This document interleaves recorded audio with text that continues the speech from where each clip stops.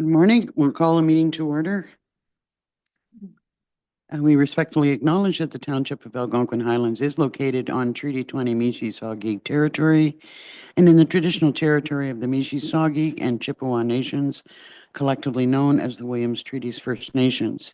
We also acknowledge a historic shared presence of other Indigenous nations throughout the area, and we recognize these original inhabitants as the stewards of its lands and waters since time immemorial. Could I have a mover and a seconder to adopt the agenda, please? Councillors Barry and Deputy Mayor Dayu.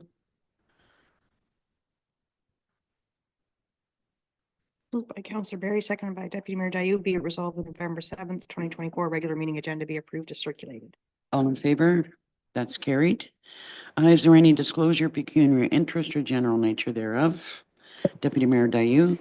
Thank you. I declare a conflict of interest on items 18B and 26A, the delegation of authority regarding the license of occupation of short-term rentals, as I own a tourist accommodation establishment in the township. Thank you. As far as Mayor's remarks, I just did want to make note of the fact that we had our Firefighters Awards night last Friday, and it was a very successful event, a real feel-good event, and just wanted to offer my congratulations again to all those award winners. Could I have a mover and a seconder to adopt the minutes of October 17th? Councillor Barry and short read.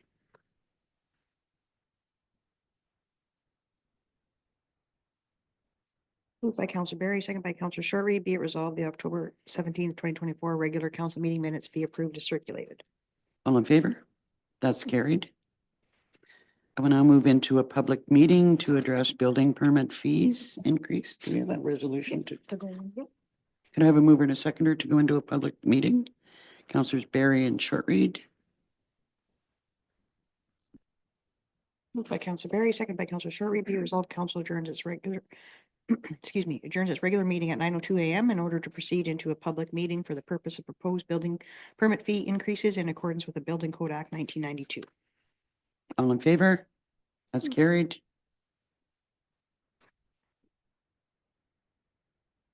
Good morning, Mr. Moore.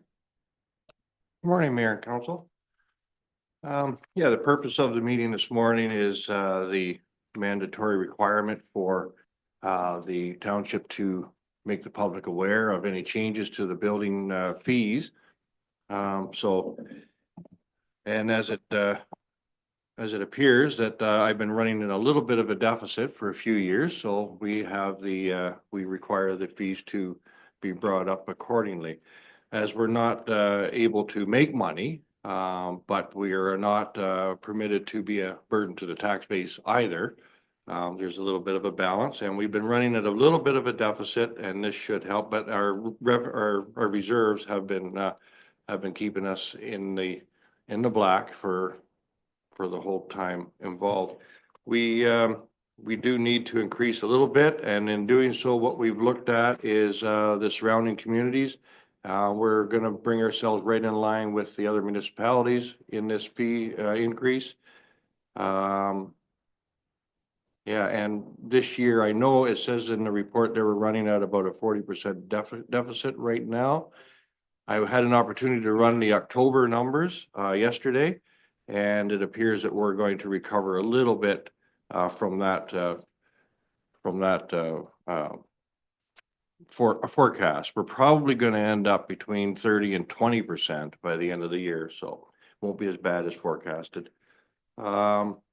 Yeah, if there's any questions or if anybody would like to speak to it. Questions from council? Deputy Mayor Dayu. Thanks, Greg. What is a permit maintenance fee? When would that be applied to anyone? That's a thank you, and through you, Madam Mayor. That's a brand new fee that we established through our building bylaw. And it comes into effect after a permit has been dormant or not satisfied within a period of 3 years. And then we're able to kind of compel the person along. So. Any other questions, Councillor Barry? I had the same question, but my second question is, under additional fees, there's a new fee for renovations or repairs. Um, can you tell me the scope of what that means as regards to repairs and fees? Certainly, through you again, Madam Mayor. In the past, we've had a lot of, well, there's been a lot of permit applications regarding a repair or an alteration to a home, and we've had to look at our existing fee structure and say, well, where does that fit? It's not a new build. So do we put it under square footage of new build, or we just simply do an administration fee and maybe a plumbing fee, or whatever the scope of the work may be? So other municipalities have adopted a renovation fee so that we can now encompass that, and it's not a full-blown new build fee. So it would simply encompass the square footage as to the scope of your work. And the fee would be, we would have a fee structure that would encompass that, so. Cause that doesn't. So if you're repairing, I don't know, an entranceway and the square foot would like, do you have an estimate of what the pros and cons to having it a square footage fee opposed to just a flat fee for an administration? Yeah, the administration fee is applicable regardless. So there's $150 administration fee, and then we add the other square footage fees to it. So in this, what we had in the past, so say it was a foundation, a full foundation repair. We did have a flat fee of 300 for that. But to your point, now you're gonna just do an entranceway. So what do we do? The 150 and pick something? So now we have a chance to say, well, you got 100 square feet of entranceway that we're going to add on to the administration fee. So you're not getting dinged with a foundation or a roof repair or, which is another $300. It's a little less, burden on the person. And there's always been an administration fee for the repairs or renovations? Always been a administration fee, yes. In the case of a door or an entranceway, like I'm just thinking a door or even a window, something like a window, there's no real square footage involved. It wouldn't, I mean, you wouldn't charge for 100 square feet, would you? No, you're right. And again, that if it was just simply a door that you were going to increase in width, that would be the only time that I would take a fee or a permit, sorry, for that. Okay. Because it would involve structure. A door replacement or smaller, no permit required. In that case, it would simply be the 150 admin fee. Councillor Berry. The one fee that I'm sort of apprehensive about is the increase in single family dwellings. Maybe even more so than cottages, finished basements and porches. I feel that for the increase in commercial, industrial is only 10 cents per square foot. And from those, there's revenue on those structures. Where a single family dwelling is going up 20 cents. I know it's only a 20-cent difference, but I feel that a commercial, industrial, or institutional deserves a higher increase opposed to a single family dwelling. That's just in the housing situation that we have. I just feel that if there was one fee that I would like to see go down from the report here, it's the single family dwelling. Yes, and not to make this sound, like the dollar per square foot for residential fees is peanuts compared to other communities. In this area, it's right on par. And I'm not trying to take away from the fact that you're looking at industrial is not as much of an increase, but at the end of the year, we've only had maybe 2 commercial permits in this community, in this township, sorry. So we could raise it accordingly. It's really not going to be a big impact because we don't have the industrial, commercial, institutional permits. But the residential, yeah, it's a 20-cent increase on that, and I don't have the numbers on how many exact homes there are. Yeah, sorry. Madam CAO. I just want to reiterate what Greg had mentioned earlier is that we're currently running at a deficit, and it is really important that we're revenue neutral. Otherwise, what's happening is that other taxpayers in the township are supplementing the building department, which it should be revenue neutral. So that's where we're trying to get, that's all. Counselor Richards. Yeah, I agree with that. What I'm concerned about is that we're trying to encourage housing, we're trying to encourage people adding additions for secondary suites or you know, whatnot. And we're increasing fees. I think in the scope of things, the fee is a pretty minor impact on what they're putting into it. But I'm not sure that's a lever we should pull right now. Aside from all the other increases that we need. And I don't think change or raising the fees on commercial is going to help us because we don't have much commercial. It's just not going to be there. So you can double it, but nobody's going to apply for it anyway. We don't have businesses to pay. So I'm concerned about doing that on the single family addition. The other question I have is a building permit required for like as a renovation or considered a renovation or repair? If you put up like a wall to split a room, it's not a structural wall, it's just a wall. Is that something that falls within that renovation repair? Through you, Madam Mayor, would be a one-off basis where we would have we would have to look at that on case by case. That particular, like an interior wall, just simply putting up an interior wall for it to divide a space, no, will not be a permit in my eyes, unless you're creating a bedroom. Then it would be a permit, and the only reason why, because it would impact the septic system, so the building department would have to look at all aspects of why you're putting up the wall. It doesn't hurt for anybody to ask to simply apply, and we can make the determination at that time. It's just an interior wall. If you want to take the building code act, literally any alteration or repair, I could take a permit for. So if you wanted to paint your kid's bedroom, I could take a permit for that. Or the municipality could choose to take a permit for that.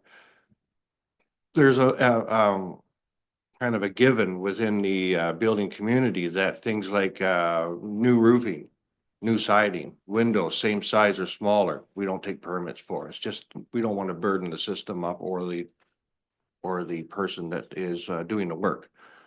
So to that point, to that particular scenario, wouldn't take a permit for just a simple wall going up.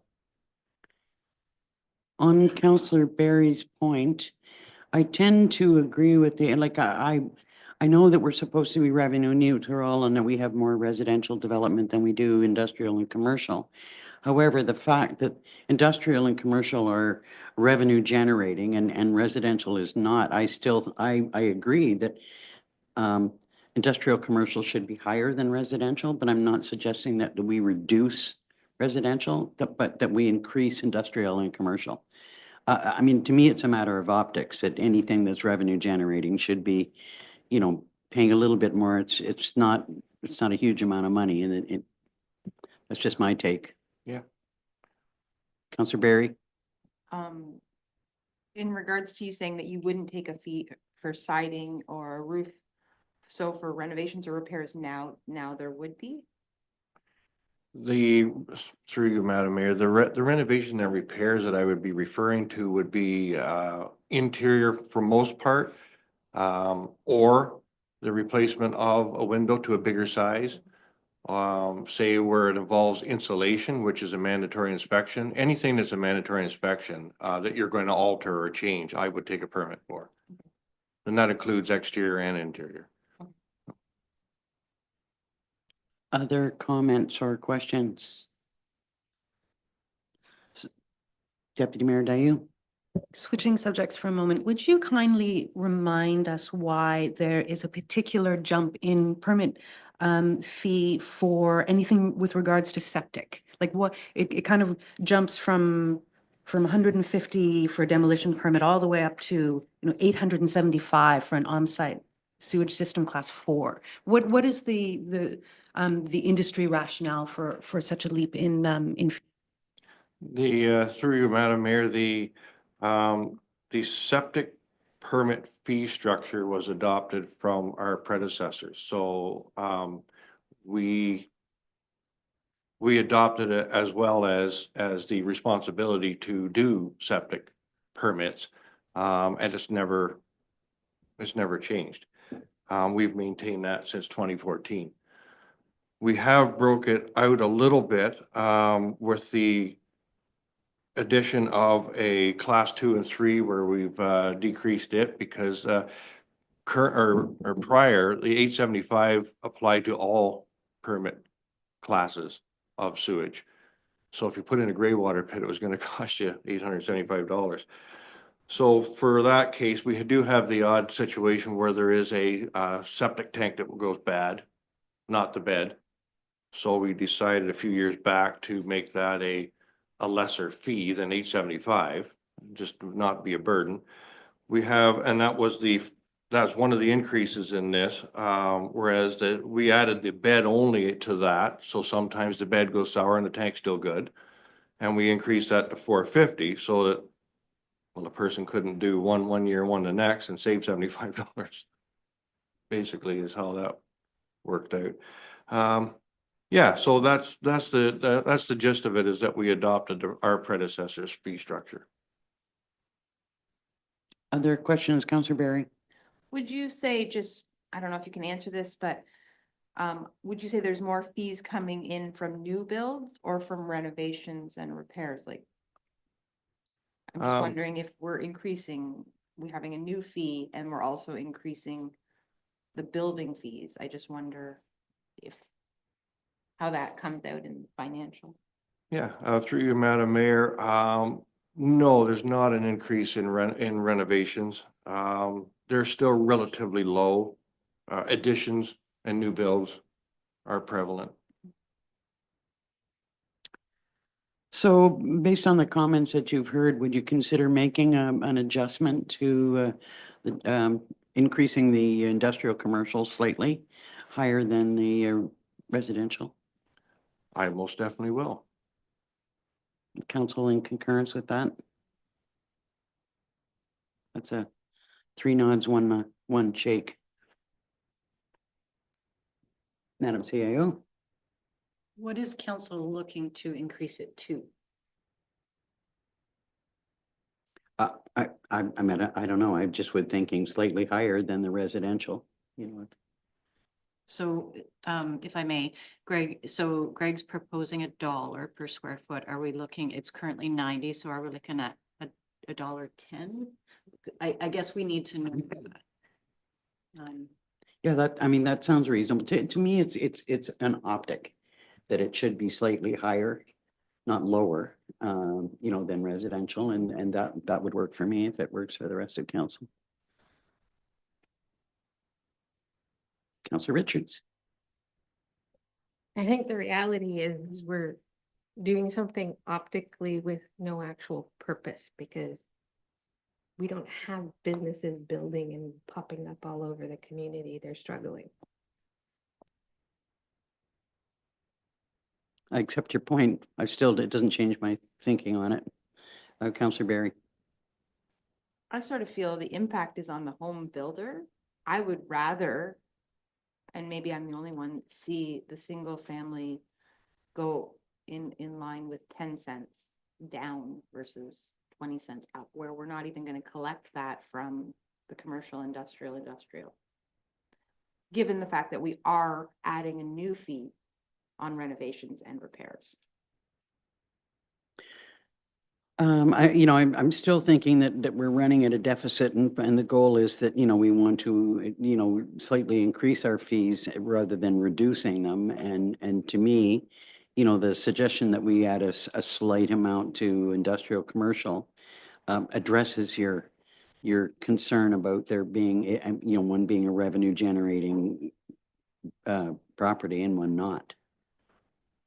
But that Good. alone isn't going to increase the revenue. Well, I mean, I don't see that this is gonna make, this particular item is gonna make a great difference in revenue generated. By all means. Point of clarification is that the renovation or repairs fee has been added, but we were still taking monies for those projects prior. It was just wasn't clear direction on how we were doing that. So it was kind of discretionary as to where we pulled the fee from. Now it's Clear. Yeah, clear for constituents, so. Well, and that's a good thing. I'm a little uncomfortable with discretionary and how where that lands. Any other comments? So, we're good with just adding 10 cents to the industrial commercial? Is there anyone in the audience who wishes to speak to the building permit fees and what's being proposed?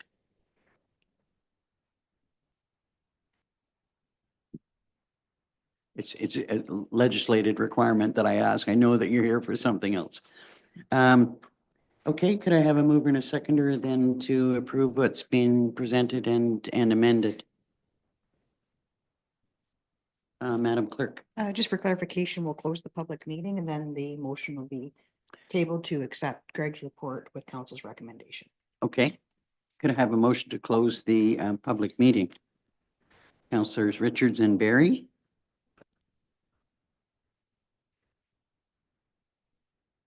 Moved by And, Coun- sorry, No, go ahead. moved by Councilor Richards, second by Councilor Barry. Be resolved, council adjourns its public meeting at 9:21 a.m. and its regular meeting resumed. All in favor? And could I have a mover and a seconder to receive Mr.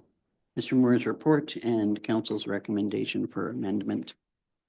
Councilor Barry, seconded by Deputy Mayor Dayu.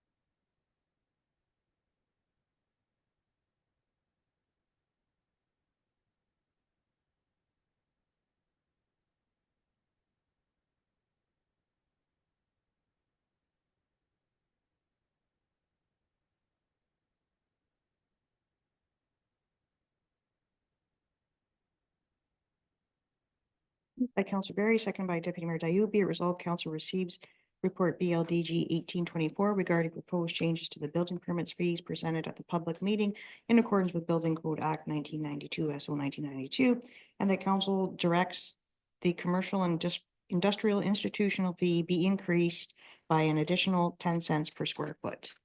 All in favor? That's carried. Thank you, sir. Thank you. Next on the agenda are delegations, and this morning we have Catherine Crawford, location manager for Mysterium Canadian Productions, to talk about request for parking on township roads. Is Catherine here? I'm sorry? We're bringing you in on Zoom. Okay. Good morning. Good morning, Madam Mayor. How is everybody? We're fine. Good. Yeah, so So if you want to go ahead with your request and in detail a little bit for us. sure. So I'm working on a feature film from Bloomhouse Productions. It's American. We brought them into Canada instead of going to New York State, so it's been very good for the province. We're shooting at Camp Candelore, which is off Highway 35. And we would like to utilize some parking on Kanawha Lane. And Kanawha Lane runs parallel to Highway 35, and it comes and it's perpendicular to Camp Candelore Road. I believe the camp utilizes the lane in the summertime to park their buses. So we would like to do the same thing as park along Kanawha Lane for the duration of our filming, which runs between approximately November 25th until December 13th. The second request is we are doing what we call driving shots with a picture vehicle. We have an MTO permit in for this, and we wanted to utilize just for a couple cars on Partridge Lake Road. We do realize that this is not maintained by the township, so it's either going to be okay to park there or not in terms of weather. We could find somewhere else to turn around for that.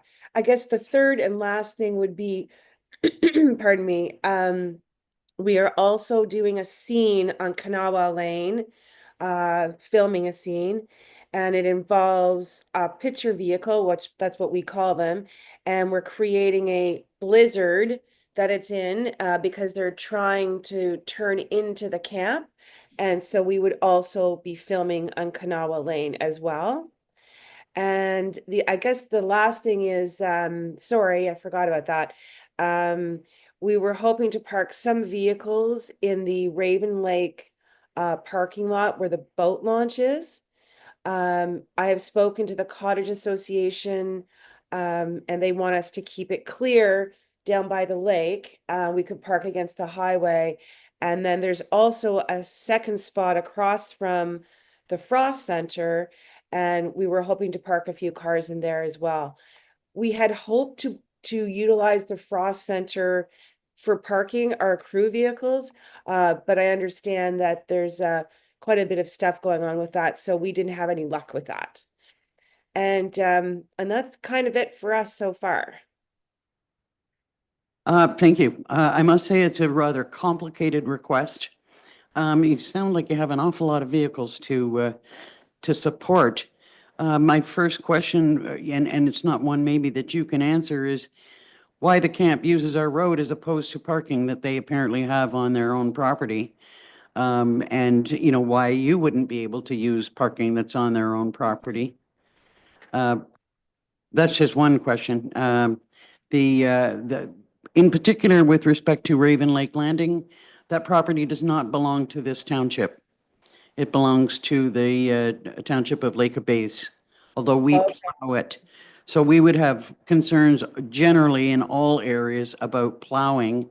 And, if there was a significant snowfall, how the vehicles that you would have placed would impact our ability to plow. Right, for sure.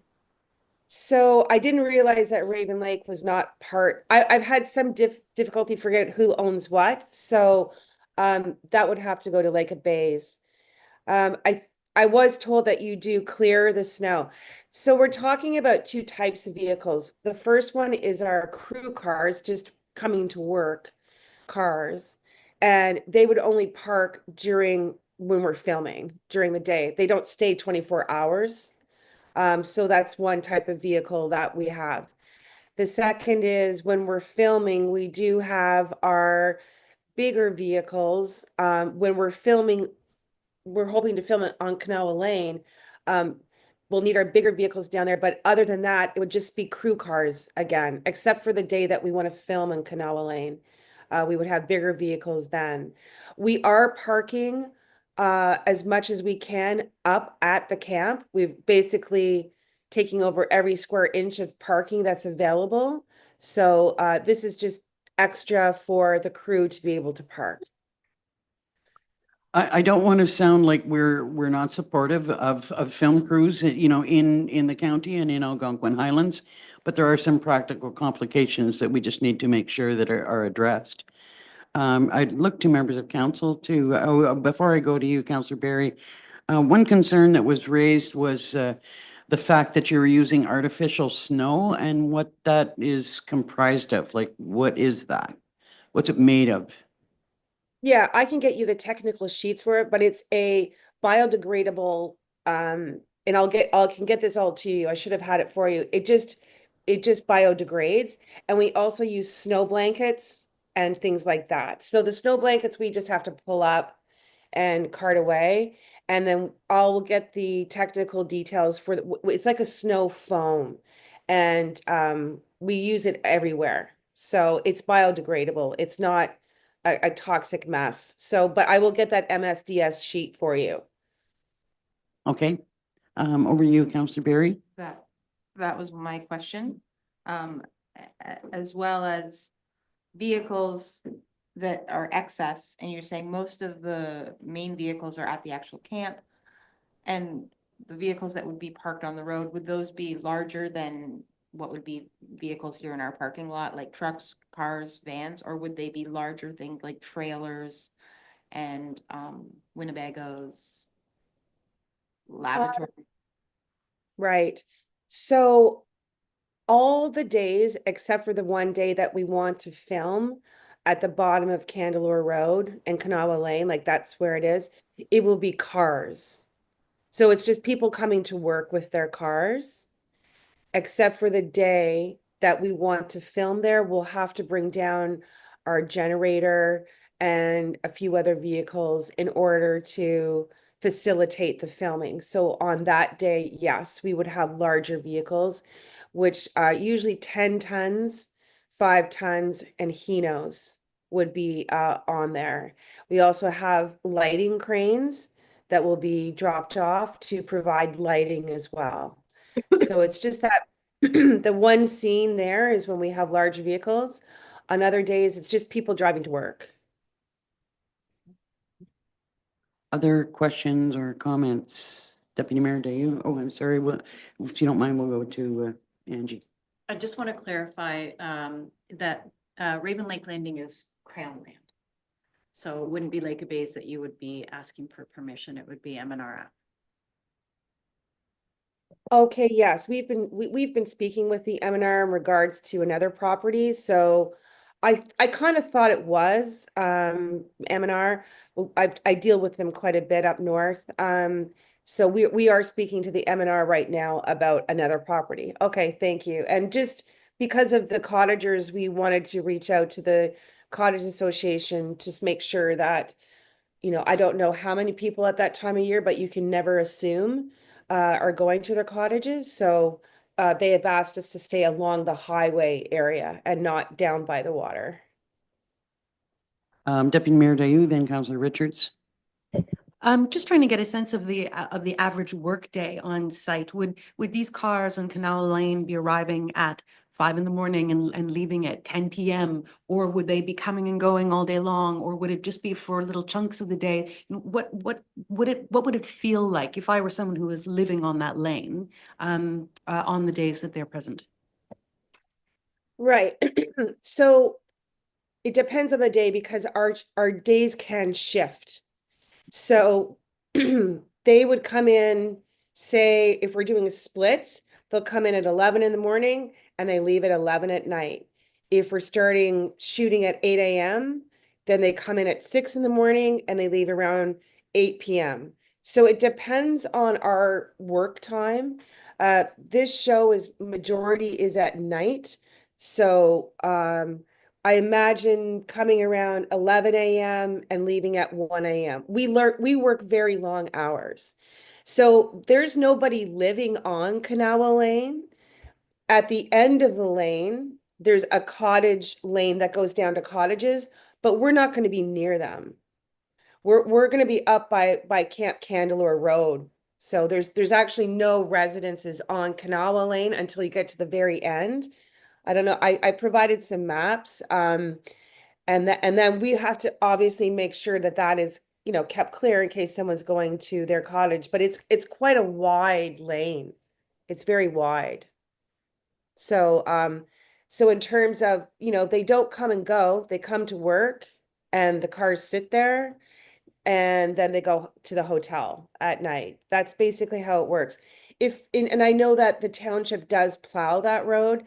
So what we would have to do is make other arrangements. If there is a big storm, we have to pull them off that lane and they have to go elsewhere. Okay, that answers the concern about plowing. Counselor Richards? I have a question for staff, perhaps. Do we have any typical policy, or have we done something in the past for film crews or any organization wanting to do something this large for you know, a policy or behaviors, enactments, I don't believe we fee do, but structure, anything like that? Have we, do we have any, you know, prior history of anything? no, we don't. Counselor Berry, then Counselor Sir-Reed. My question was actually for Public Works and in regards to the plowing and any concerns that Public Works has on this. If you'd like to come forward, Mr. Thorne?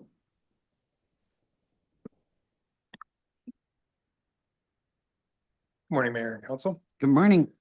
Through you, Mayor, regarding the plowing operations, no, I have no concerns. The road is wide enough to accept parking along the side. Currently, there is parking available for the staff of the camp for the winter time. Typically they park their buses, large buses in that area. There's a couple times we've seen school buses parked there as well. So there is lots of room for it. And plowing wise, we've always made arrangements to get around the buses with ease. So I see no concerns or worries regarding plowing. Counselor Short-Reed, then Counselor Richards. We're just talking cars, but just to give us an idea, how many staff are there? So we have about 150 crew. They don't all work on site. You know, we've had a hard time trying to find enough parking for people to come to work. We do have another M&R lot that we're using, but we needed some more in addition. But 150 people. And just so you know, if I work up north quite a bit, and I work in North Bay and Parry Sound, if you would like me to forward or put you in contact with the filming contact of North Bay, I can do so because she can give you. We're used to having to do permits. We have to provide insurance, and all those things. So I did attach an insurance policy. I think it should be on there that, Yeah, it's confirmed that you've covered the insurance requirements. yeah, but if you would like a mechanism to provide a permit, in smaller communities that doesn't have a lot of filming, it tends to be a road, permit, that we pay a fee for. And it just states that we can park there from such and such a date. It provides us with some rules. But if anyone is interested, I can reach out to other communities and get those things for you. Adam? Thank you for that. And through you, Mayor, this would be very similar to Love Fest. When I was going through this was actually triggering some thoughts about when Love Fest comes along in Dorset and when we close the street down for that. We do not have a permit in place currently for anything like that, but we do have the requirement that is being followed here to provide the insurance and to reach out to the local EMS and fire and let them know, and the public works and things of that nature. So going through this process, when I first received this request, was that was triggering the thoughts of very similar items. That's a good point about making sure that you have communication with EMS, fire, and well, obviously, I see you're using the OPP, so I'm assuming that would be call for duty officers as opposed to regular daytime officers? Paid duty? Yeah, paid duty officers. Yeah, that's correct. Yes. And in conjunction with a permit that has to be approved with, I think it's completed now with the Ministry of Transportation, as well for Highway 35. Yes. Councillor Berry, then Councillor Richards. Sorry, I think maybe it should be the other way around, but go ahead. Just curious if, just from a financial point of view, what sort of economic impact that would be coming into the municipality or the county? Do you have any ideas regards to housing and accommodations, or would people be, I don't, you've mentioned several times that there's other places that you're gonna be using as landing spots. Does that mean that you guys will be coming with crew and trailers, or will there be like an economic impact to the community?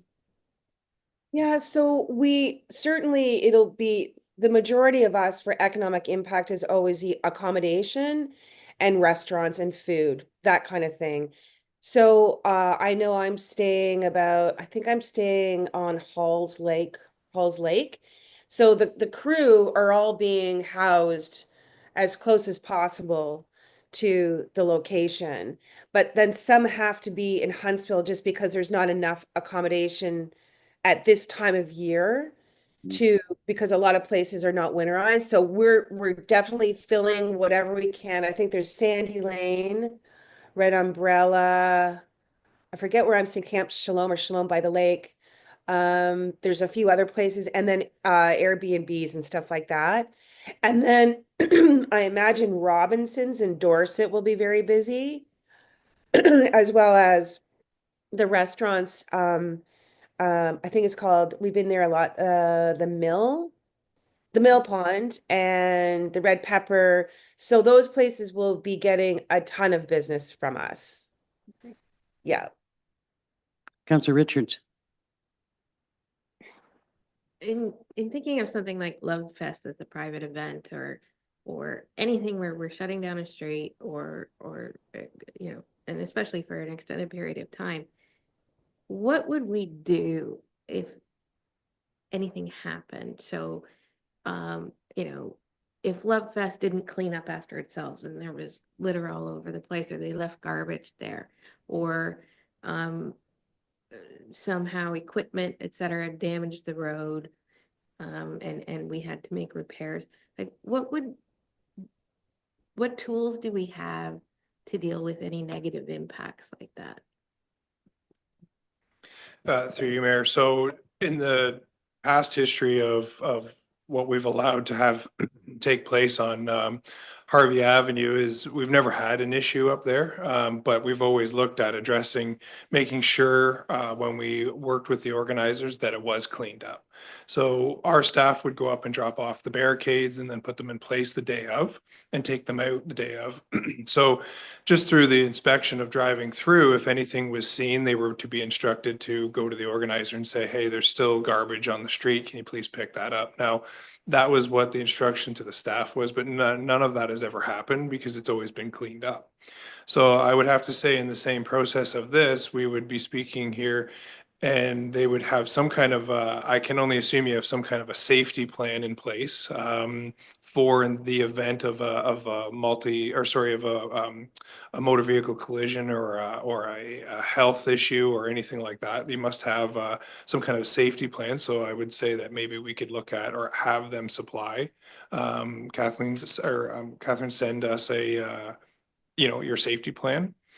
In regards to damage to the road is a gravel road. So grading would need to be taken place, but I think we could work through that with our insurance if we inspect the road afterwards. Typically, we would go up and inspect it prior to and inspect it afterwards.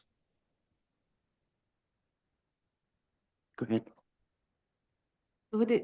I think we're on a bit of a time constraint here, but would it be possible to come up with some kind of an MOU to enable this so that, you know, we have clear boundaries and expectations of what we expect of them and, you know, the scope of where we expect them to be and to do? Through you, Mayor, I guess if that was the direction of council, if that's the direction of council, certainly. I mean, we can try to do something. I can say that that's not something I'm prepared for. But if that's something that council is requesting, then that's something that we'll have to do. Just I would look to the CAO for comment on that. And my pause is I'm trying to bring memory out of my brain. In the past, we have, and this is going back years, where we required what we called at the time was a performance bond. And that was for, there was a couple of logging companies that were using our roads, and that was to ensure if there was any damage that we were covered if we had to go in and repair it.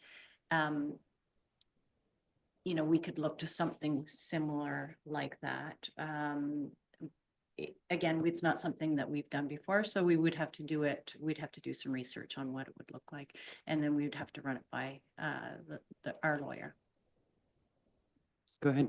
But as you said, Councillor Richards, we're in a bit of a time So crunch here. that's what I'm concerned It's a, about. it's a rather somewhat late request for something that's as complicated as it is for us. That's what I'm concerned about. Do we have the time to do that? And if failing not doing that, because we don't have the time, what are we really opening ourselves up to? And how can we ensure we have the commitment? This is not a local group like Love Fest that will clean up their neighborhood. This is an outside, you know, production company that I don't think intends that by any means. And we don't want to discourage them from being here, but how do we protect our township? Well, to a great extent through liability insurance, but, you know, I don't want to commit ourselves to, like, there's a serious time constraint here. If I may say, Madam Mayor, too, I can provide, it's very common for us to provide damage deposits. We provide them for all locations, right? And you deposit it and then you do an inspection of the road after, or Adam or someone from his group. And then if everything's clear, then you return the damage deposit. That we do that all the time. That sounds like you know, a reasonable way of managing this concern. Councillor Barry. It's been brought to my attention that there actually is a residence on this property. Adam, can you speak to that? How many properties are actually going to be impacted with the exception of the camp? Through you, Mayor, I won't be able to give you the exact number of properties because I do not have that with me. But it is correct that there are no properties in the section that the township maintains. So there are no properties that have entrance onto Canaway Lane from Candelore to the end of the road that the township maintains. All the properties that have entrances onto the private section of that road are on the private section. Deputy Mayor Dayu. And following to that, what provision do you have when you go on sites such as this to inform the local residents who may be impacted that you're going to be filming on that day? And if there's a space of time where it's really, really not a good idea for a local car to be going through your scene, like how do you handle that, and what sort of advance notice or requests do you give to the locals? So what we do is we provide a letter of a notification of filming. Now, that's standard for us. And in certain areas, like in Toronto, we also have to get permission.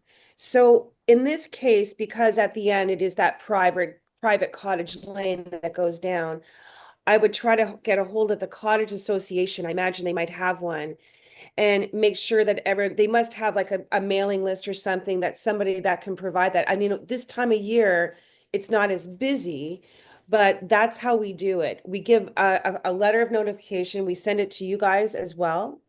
It shows what we're doing, when we're doing it. And that's how we disseminate the information that we're there. We've worked, we're all unionized workers. This is a very professional film. This is not like a Hallmark, just taking people off the street to work on a film crew. This is all highly professional union workers, and with a very reputable production company that has been in business for a very long time. So it's not, I won't even work on those movies because there's not a very good standard. There are good film crews and there are bad film crews. So just to let you know that we have to be very professional, because if I want to come back to Algonquin Highlands, it's my name that is associated with the filming, because you probably won't be meeting anybody else on the film crew itself, except for myself.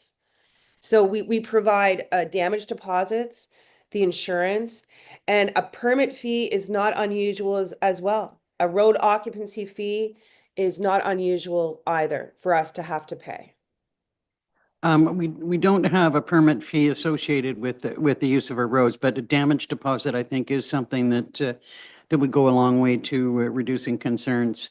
For sure, yes. And I mean, I can speak with Adam about if there was, everywhere that we're going to be, if there was estimate damage that is potential, we could get anywhere from $5,000 to $10,000 damage deposit, whatever Adam thinks would suffice to cover any of that. Other questions or comments?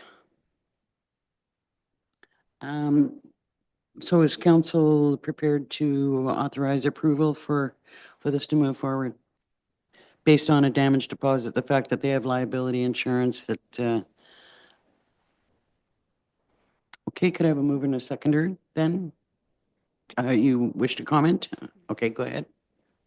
I just wanted to add to that, maybe the stipulation that the local residents impacted are notified of whatever's going on in addition to Well, that. I have a lengthy letter from one in particular who is very concerned. Councillor Barry. And we should have full assurance that if, you know, a home care worker or something needs to come in and provide care for something, they can still access at any time, emergency vehicles, same type of things, like that's just common. Yeah, it's common sense, but yeah. Sorry. So when we're parking as like just parking our vehicles as, you know, coming to work, you know, they're just going to be parking on one side. When we do the actual filming on the road, we'll have an OPP officer. We're going to have 4 on the highway and 1 on Kanawha Lane at the back, closer to where that private lane goes down into the residences. That it will be highly monitored by the OPP. Deputy Mayor, did I see your hand up? Go ahead. Yeah, I certainly have read and understand fully and appreciate the concerns that have come from members of the public from that road. But I'm also reassured with what Public Works has suggested about, you know, the ample space in the lane. And given that we're not talking about big trailers with cranes and things, but it's really just a bunch of people showing up for work and then departing 12 hours later, I feel better in light of what has come from the public. I concur. Okay, Madam Clerk. Does council have an amount for the damage deposit in mind so I can put it in the motion? Adam, you got a comment Through- about that? Through you, Mayor, I would recommend the 10,000.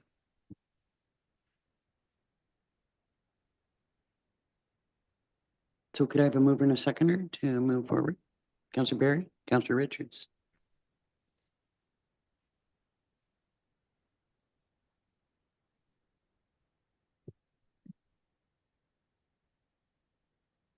Councillor Barry, seconded by Councillor Richards. Be it resolved, council receives a request from Catherine Crawford, location manager for Mysterium Canadian Productions, requesting the use of certain township-owned lands for parking and filming. And that council approves a request to utilize the following township-owned properties as required between November 7th and December 20th, 2024. Filming and parking on the township portion of Kanawha Lane, utilizing the parking area across from the Trails Office located at Highway 35, parking along Partridge Lake Road, subject to weather conditions. And that council directs a damage deposit be provided in the amount of $10,000 and returned subject to an inspection and confirmation from the Public Works Manager, no damage has occurred to township property. And further, that OPP and emergency services be notified and insurance, including the township as additional insured, be provided to the satisfaction of the township's insurance company. All in favor? That's carried. So your request has been approved and, you know, subject to the conditions that you've heard. And I would say good luck with your film project. Thank you, everyone. Thank you, Madam Mayor. And if anyone ever has any concern, they can call me anytime, because it's my job. So Okay, thank you so great. much. Thank you. Have a good morning. You too. Okay, next on the agenda, thank you, Adam. Under presentations, would be a presentation from Carolyn Langdon, and I see you have some company with you about a design for St. Stephen's Green Burial Area. I just want to preclude your presentation with one comment. It's actually a bit of a concern. There is already an existing Friends of St. Stephen's. And although I think that, it's great terminology, we have to be very careful that we don't cross that particular bridge. Right, we'll come up with something else, right? Okay. We have a slide presentation.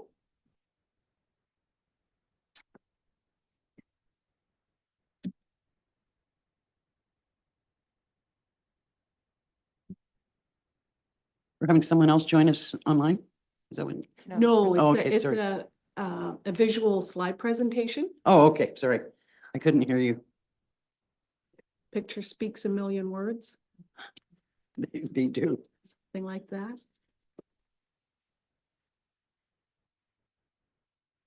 Okay.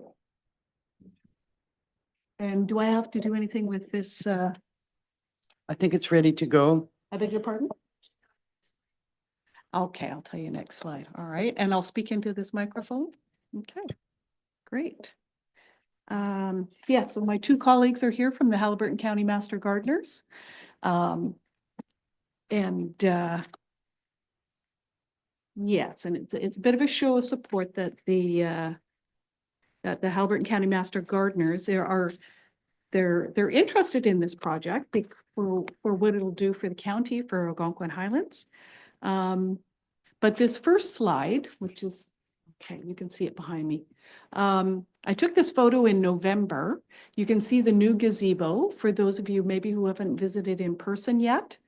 So it's a beautiful new gazebo. This shot was taken from Buckslide Road into the site, so you can see the fence along the west side. There's an existing, very old apple tree. It could hang in there for quite a few more years.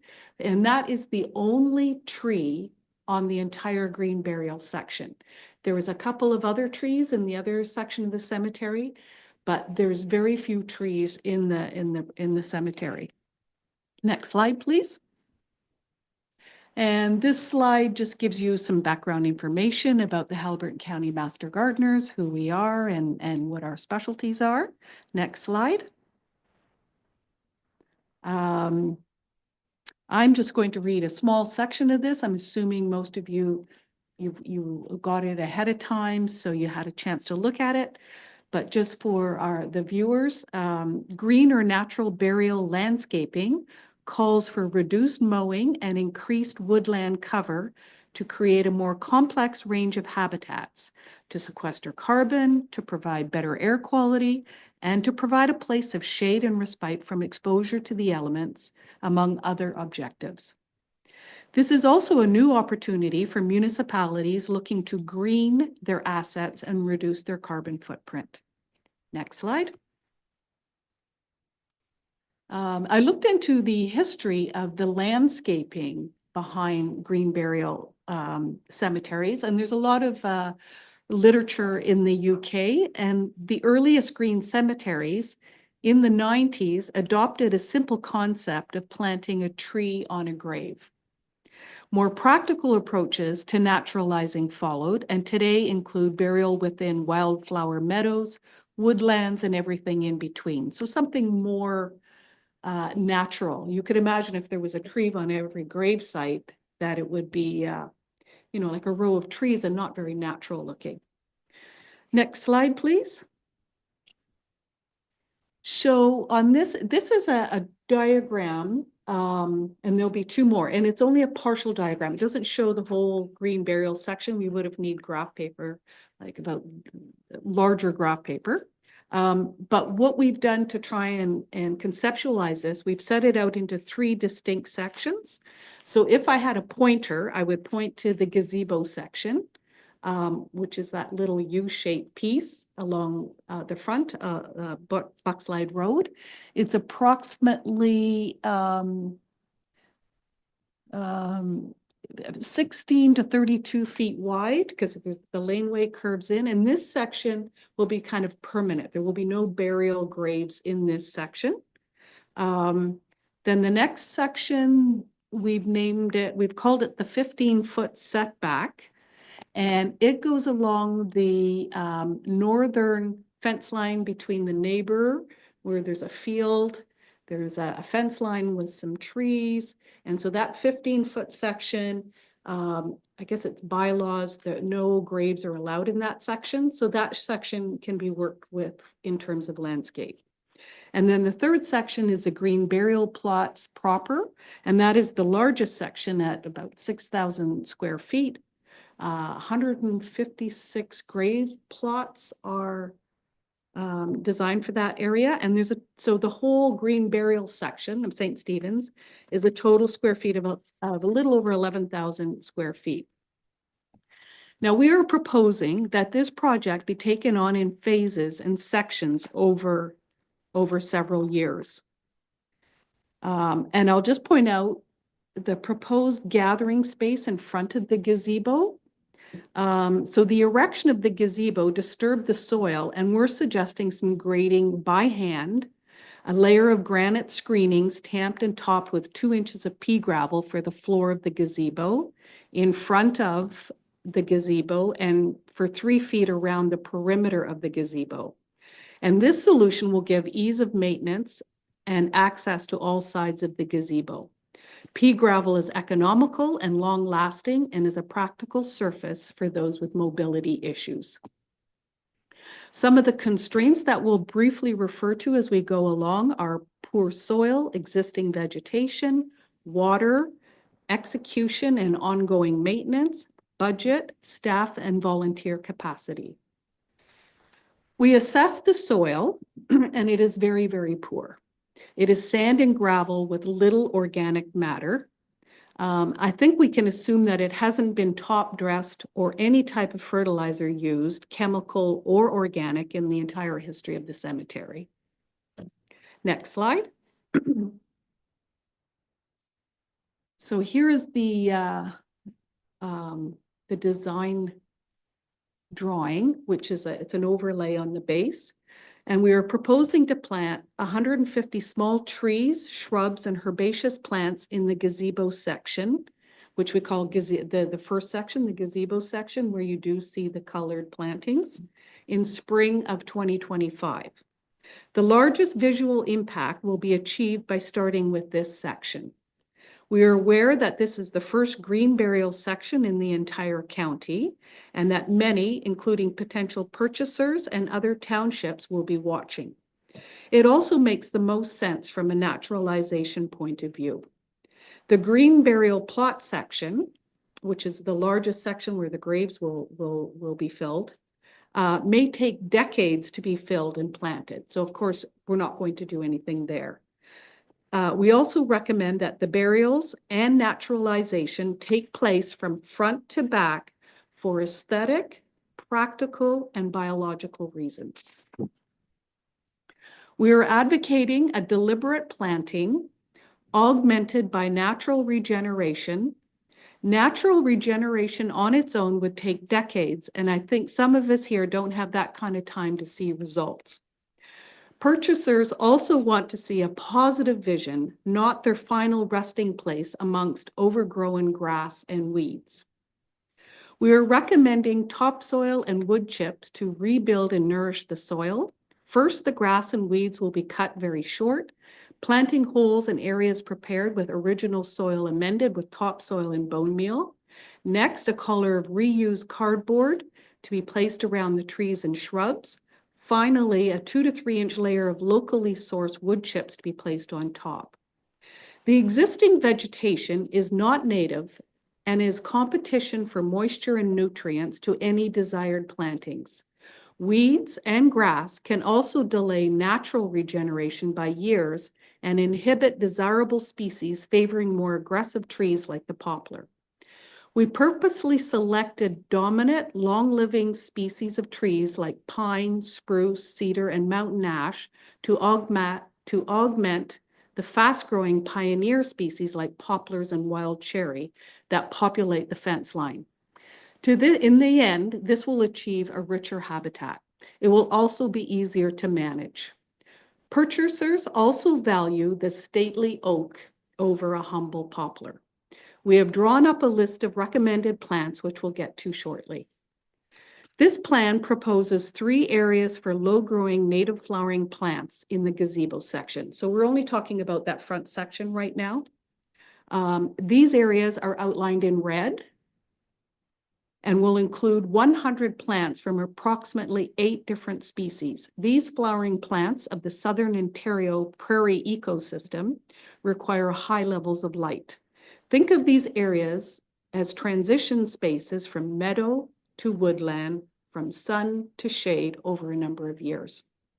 A woodland ecosystem is native to Haliburton County, and it reflects the immediate area. There is an extensive woodland to the immediate south of the cemetery and a source of natural seed to be brought in by birds and mammals to a place that could be made hospitable for seed germination. Of great import is the fact that a woodland of trees is very low maintenance. No mowing, no tidying, and no watering once it's established. A meadow of prairie plants is undoubtedly attractive, but it's not native to Algonquin Highlands, and it is very, very challenging and costly to establish. A meadow landscape requires rich loam soil, daily watering of young seedlings, reseeding, culling of inevitable weeds over a 3 to 4 year period before it is established. It also requires an annual managed burn to continue to reseed and look good. So we do not recommend it for a large area as this and with the constraints that are on this project. I'm sorry, you said burn? Yes, a burn. A meadow has a natural burn to burn away the thatch in order for the native prairie plants to reseed and for it to look good. Okay. All right.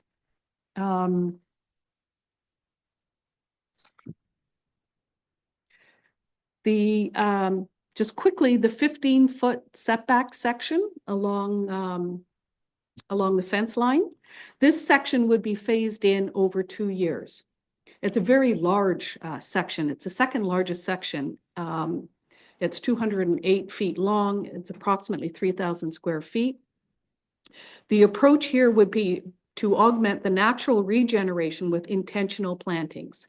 We would plant half in 2026 and the other half in 2027. And the third section, the green burial plot section, at approximately 6,000 square feet, we will be planted as it gets filled.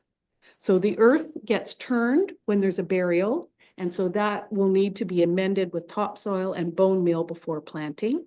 Young plants include tree saplings will require watering immediately after planting, and particularly during dry spells in the first 3 years. And with climate chaos, we're seeing a lot of drought periods, extended drought periods. The fact that graves may settle will not affect the development of this section. Having some undulation in the land is totally natural. And it's not going to be mowed, so there's no concern about whether the land is perfectly flat. Settling may also be less than in a conventional burial grave because there may be alternatives to coffins. Coffins tend to collapse as they decompose. We recommend that this section continue to be mowed so that weeds do not go to seed and spread. Eventually, this area can be suffocated if there's sufficient wood chips that we can get freely and locally. The next slide. So this is a slide showing the canopy cover in 10, 15, 20 years. So it's quite a dense canopy cover at this point. So that's creating a lot of shade.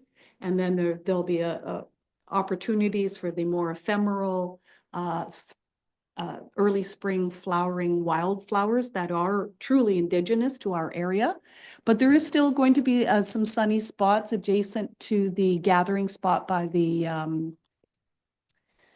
gazebo where we can still put in a little bit of bling, I call it. So the native flowers that make a nice entrance. So there'll still be lots of sun in that area. And then of course the graves themselves, as if they extend from front to back, can be initially with native wildflowers. And I mean, over years, decades, it'll slowly be treed in, but that will give beautiful curb appeal around the gazebo if it's developed from front to back. And an attractive place for people to gather. Slide 7, next slide, please, slide 8. I just wanted to give you a little bit of a visual of what the young trees will look like initially. Our plan, I mean, I had to just pull this off the internet, but our proposal is the trees would be more closer together, and there would be these patches of small sections of flowering plants, but it just kind of gives you a little bit of an idea. And the wood chip mulch is critical. It'll deter weeds, kill the grass, and retain moisture. The next slide, please. This was actually a video I shot, and I don't think we have the capacity to show it as a video because this is actually PDF.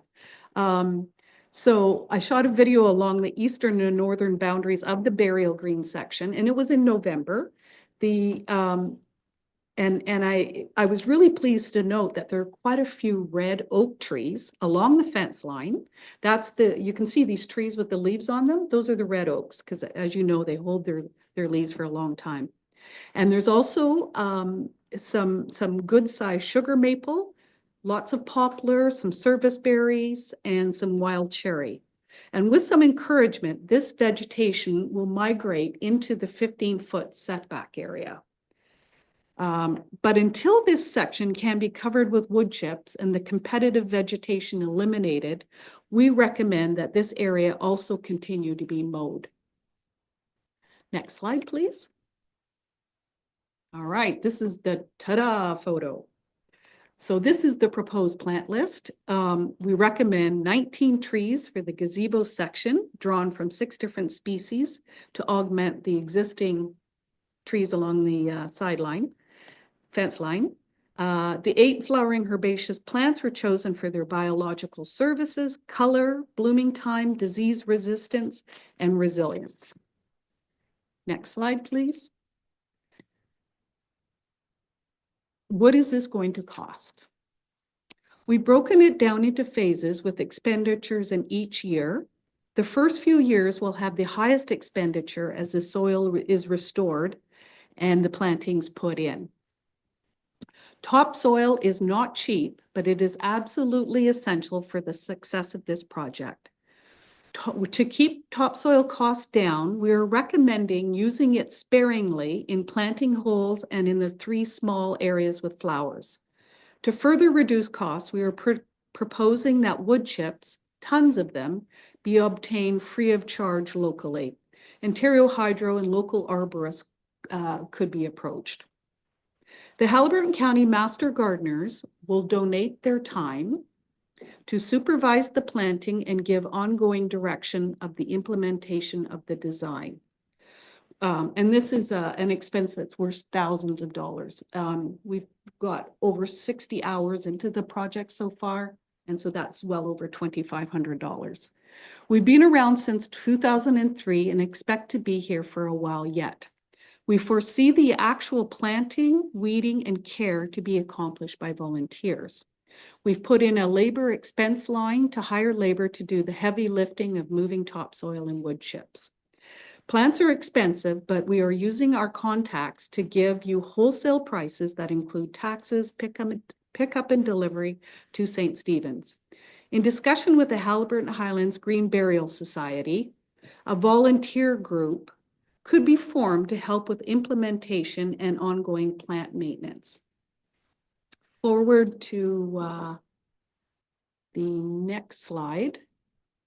which will, we won't, you've received it in your package. We don't need to talk about it, or I don't need to speak to it now. But there might be some need for some work around a planting policy. If there's a giving campaign for families to donate money towards plantings in the green burial section. So that piece needs to be thought out a little bit, to have a planting policy. Who owns the plants? What happens if they die? People get very proprietorship over if they buy a particular tree. So we would suggest a very broad limiting planting policy for all of those reasons. And then forward to the last slide. In conclusion, we've endeavored to come up with a design that is cost-effective, that increases the biodiversity of the cemetery, provides a shady place of tranquility and peace, and that involves the community. Thank you very much. I'd like to commend you on the work. I mean, you've obviously put a lot of work into this, and you've given us a lot of detail. I have to say, from my perspective, I'm a little shocked because my mind has been focused on a wildflower meadow over the burial site, as opposed to, an all-encompassing policy for the surrounding area. I mean, I was shocked to see the number of trees. I guess I hadn't considered, and this is my own, my own failing. I just hadn't considered that bushes or trees would be appropriate in the actual burial site area. The more I think about it, the more I think, oh, okay, I can see how this would work. It's just like, holy smokes, that's not what I had anticipated coming from you. I was tempted to start looking up the different plants that you'd listed with. No, that'll take me down a rabbit hole that I shouldn't probably go down, and it won't help me anyway. I guess I'm looking for comments. I know there are some concerns. There would be things that we would have to do with respect to, you're saying a planting policy, a donation policy, requirements with respect to volunteer labor, on the site. There's a number of logistical things that would need to be worked out going forward. But I guess I'm looking for comments from council on their thoughts.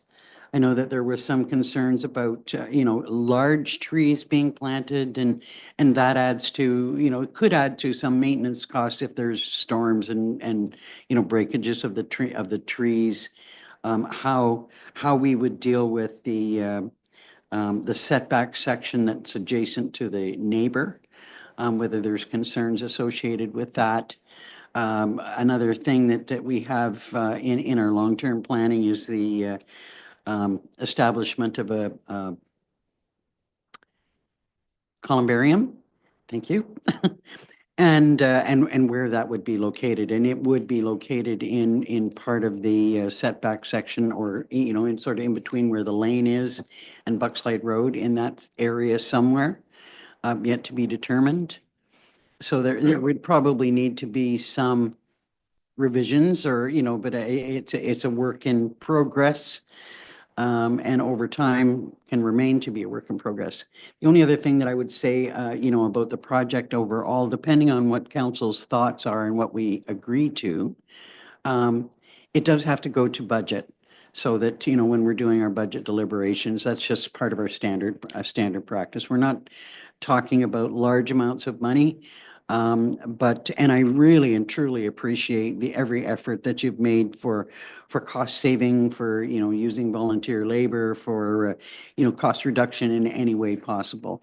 There has been some concerns from the public about, well, why is all this money being spent at St. Stephen's, and why isn't there similar contributions being made or work being done at other cemetery sites? And to me, this is a different, an entirely new endeavor, and something that is totally different than the operation of a normal cemetery. So, I think that there's some room for argument there, but, there has been public concern raised about the work that we're proposing to do. So I just want to put that out there. So I would go to members of council for comment, questions. Deputy Mayor Dayu. Thanks very much, Carolyn, for all of the work that your entire team has done. I love it. And I had a similar, moment when I was going through the presentation and saw all of the trees being proposed, because indeed, we've been talking about a wildflower meadow since the dawn of time, since we began this conversation at council. And the more I looked into your presentation, the more I realized, yes, but this is the Algonquin Highlands version of naturalized burial. We are a woodland environment. And so it makes perfect sense to do what is most natural for, for our little part of the world. And I think it's actually a beautiful way to lead the conversation among townships in cottage country in Northern Ontario, where we are predominantly forested, that here is an excellent example of how natural burial could transpire for our region.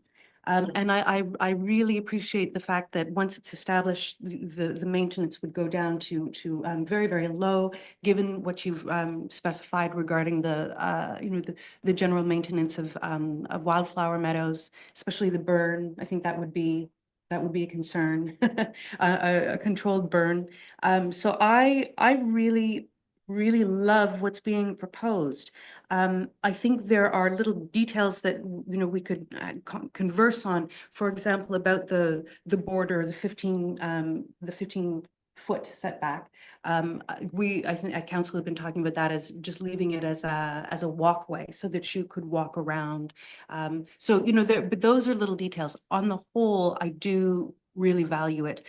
The two questions that I have are, one, root structure. What are the considerations for establishing trees, getting their roots either into an area of the green cemetery that has not yet been filled and therefore would be in the way of excavations potentially, and similarly for any root structure getting into the traditional section of our burial plots. Any thoughts you had there? And then a question of primary concern is water. At the Green Burial Ad Hoc Committee, we discussed things like water bladders that could be filled and taken from one section to the other by volunteers, but we were speaking sort of without not the actual knowledge of how that might work. So I wondered, as you were going through these plans, what your thoughts were about how we could supply and manage water on a site where there is no obvious source of water to be had. Those are the two questions that I have. So root structure and water. Madam Mayor, the root structure, the trees in the early years are going to, when they're first planted, maximum 24 inches high, probably. So they're little saplings, and they take some time to take root, but they are the most successful when they're small because they don't have as much transplant shock, and they take readily to a space than planting a tree that's 5 or 10 years old. And they tend to catch up to more mature trees. So it's a better investment because they tend to, the survival rate is higher. The roots, the trees, the section in the front and potentially along the side, the 15-foot setback, it will continue to be mowed. The green burial section will be mowed. So even now, I'm sure there's little saplings that might be popping up because of the fence line, and along the back, which would be the east side, there's a forest. And then on the very south end of the cemetery is an extensive forest. So the cemetery is surrounded by trees. And so those trees are cut, they're mowed down. So that will continue in the green burial section. No trees will be planted in the green burial section probably for decades.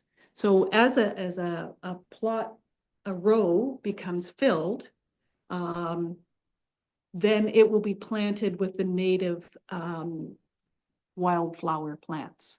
And that will just be an extension if it's from front to back of the planting area that was outlined in red. Maybe if we could go back to that one slide that shows, just keep up we'll just keep that one slide up. I think it was slide number 6. And then, so you can control the natural regeneration just through mowing. And we recommend that. There's some weeds in there that are not desirable. And if they go to seed and then they spread all over the rest of the cemetery, they spread over to neighbors. It's not very neighborly to have unwanted plants. And of course, none of these weeds are native to Algonquin Highlands, and many of them are not even native to Canada. They just have come in through the roads, they've come into the county through many different paths. So the root structure, and then in the front section, you've got the laneway. But if you look at the history of cemeteries, the first cemeteries were garden cemeteries. So they were high maintenance. And they were literally gardens, and they were arboreums. People visited them. There was signs, there was education around plants. They were a destination for people to walk through as if it was a park. So those are the kind of earliest cemeteries. And then there was an evolution to what they called the lawn cemetery. And that was, I think, to be a labor saving, because gardens are formal flower gardens, and hedges that need to be constantly pruned is really high maintenance. So that was a bit of that transition to the lawn cemetery. And now we're finding in a time of climate chaos is that to reduce the use of fossil fuels, we have a global biodiversity crisis. So if we can address those two things through any public assets and any areas that can be greened and naturalized. So an open space is a bit of a desert for wildlife and pollinators. So just having grass and the odd tree here and there is really, it is a desert. It's not a very living, diverse habitat. And for us here in the Haliburton Highlands, forests are the most biodiverse landform. They support our native pollinators. So all the media, all the press, all the research, all the marketing is directed to areas south of us where there is meadows, and that is a more natural habitat or a place for near natives. And so you have the monarch butterfly and the milkweed. Well, milkweed is not a native plant of the Haliburton Highlands. In fact, would we argue that we should remove a forest in order to provide the sunshine that's required for milkweed plants? I don't think we would. So our job is to grow trees. That's what our land, our poor soil is suited for. It's not suited for that idyllic wildflower meadow that we kind of have in our minds. And if you look at some other green burial cemeteries, they are woodlands. And in the United Kingdom, where every tree is valued, woodlands top is the #1 pick for a natural burial section. People are attracted to that woodland setting because they have so few trees. And water, do we want to talk quickly about water? Mhm. I don't have a lot, but having one of these bladders, the community center over in Wilberforce, they have a community garden beside the library. So when I visited there, they have one of these big, I think the maple sugar bush operators use them. I think you can pick them up fairly easily. And I know that the Green Burial Society is looking into the technical aspects around it a little bit. And I think somebody's going to call Wilberforce and find out how, I couldn't remember how, I think it was gravity fed out of this container of water. But we're talking about the early establishment of plants. And like all of you know, when you plant your vegetable garden, when you plant anything, you have to water it for the first little bit. And you have to water during drought periods, even trees, even saplings. And with this poor sandy soil at St. Stephen's, I mean, literally, it just leaches through in seconds. It doesn't hold nutrients and it doesn't hold water. So the wood chips, the addition of some topsoil will all help to retain the moisture. And then once it starts to decompose, it'll need, and as time goes on, it'll need less and less waterings. But any new plantings, even if they're done in early spring, if we don't get rain, and we can't predict the weather anymore, that they'll need some watering, and that has to happen in order to protect your investment. Okay, Thanks very much. So just a little follow-up then about the roots. Does that mean that there's no concern that root structures will grow so quickly that it will impede other sections of our cemetery where we might wish to fill? That's really the nut of the question, is how much any root structure could impede future burials. Yeah. But I also was curious, you said you wouldn't see planting of trees for several decades. Did I understand that correctly? Well, not in the green burial plot section, because the plot section is very, I mean, it depends on how quickly, what the demand is and how quickly they fill up. And then you would do the small herbaceous plants, maybe some small shrubs with small root structures. So it's like that transition diagram. You go from the small plants to the larger trees, but you wouldn't plant a big tree until there was sufficient space around the tree and it wouldn't impede on the other burial sites. The other barrier there is the laneway between the conventional burial section and the green burial section. So there is a 12-foot laneway. So that's a really good buffer. Councillor Berry, then Councillor Richards. Thank you for the presentation. It was, I knew that it would be a well-researched project, but you've exceeded my expectation. I guess my question just is, in regards to maintenance, it's my understanding that, and I just want some clarification on the sections. So I understand the gazebo section, and then the next two sections, to me, they seem sort of like, let's call it the neighbor side of the green burial section and the forest section, sort of that L that sort of would circle the green burial section. My understanding, it was going to be a walking path, and that would be continue to be maintained forever from maintenance, just to keep that clear I think we have to have it as a setback, so it would have to be clear. I guess, would there be planting happening in there initially? I guess you have it mentioned as section 2, the 15-inch back Yeah, area and okay. that. So I mean, so I think our vision was that there would be a casual path through that area. And by casual path means no maintenance. So it would be just a path that's worn naturally. And you'll see that the path that was suggested for the gazebo section would just wind around the trees. So it would be a stroll, like a strolling path.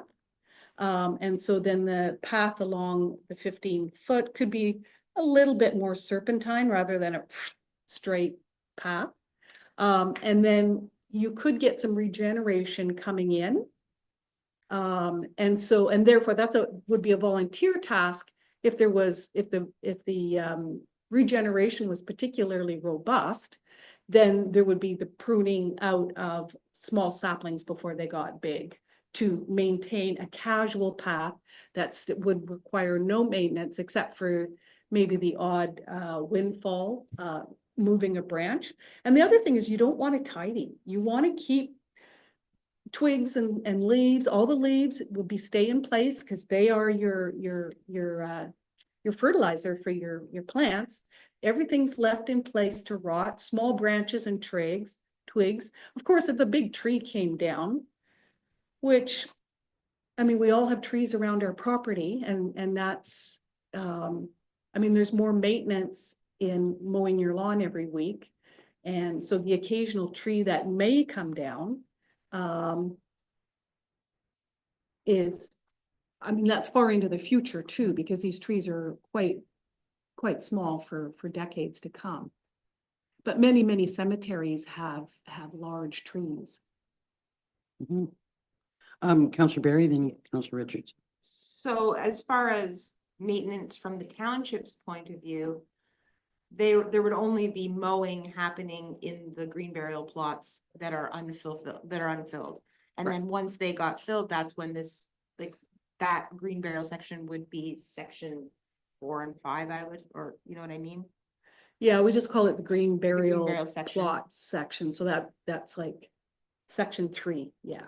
So section 1 is the The gazebo. gazebo, section 2 is this 15-foot setback strip, We'll call that the neighbor's property line. Well, sure. and across the front is along Buckslide as well. Okay, and that's it, because that's my question is, so when to access around there, if we had to get in there for some reason, it looks like there's a fair bit of planting happening sort of in front of the gazebo to that access point of section 2. Yeah, So so- would that be considered? Yeah, so then, well, to get into, so the green burial plot section can be traversed by machinery or because until it gets filled, because it is considered just in waiting. And so it can't be damaged by machinery running over it. But the green landscaping principles is minimal infrastructure, minimal hardscaping, right? So the only thing that really has gone in is a gazebo. So these are green principles. You don't want too much hard infrastructure. You don't want hardened paths, etc. And overall, it is a very small space. So to be cognizant of putting in too many, so the access roads, even to put in new burial places, they're temporary lanes. So the design has changed over the last couple of years, I believe. There used to be sort of like permanent laneways in between each of the plots, and that's against any kind of green landscaping principles.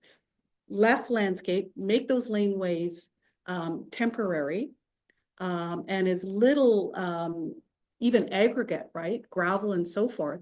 You want to green it, you want it to hold moisture. Just think of it if you're in a city. There's so many heat islands, so you want to take away anything that concentrates too much heat. And you want to make it green, and then using the most immediate natural form, which for us is the woodland, and the lowest maintenance. Meadows fail. I mean, we don't recommend them like in a large space. You have to diligently be on weeding those weeds out, because they'll overtake any native wildflowers that you put in. And I would never put one in. It's just, even for me, it's too much work. Just to Councillor Berry's point about accessing the 15-foot setback area on the neighbor's border. I'm just looking at the one, so you come in from the west and you come to the pea gravel area in front of the gazebo. Right. And then you come to the section in red that seems to abut directly to the burial plot area.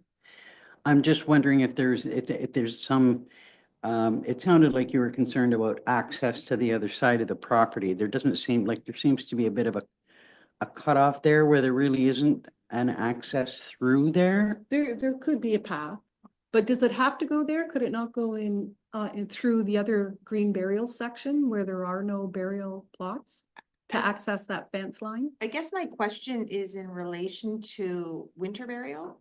And if we had to get in there with a small excavator or something to dig a plot.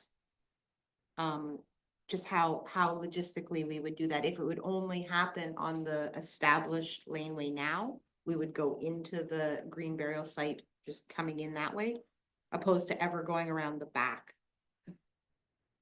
Yeah, I mean, you could get to the back by going in front of the, fortunately, we don't have the diagram up, but,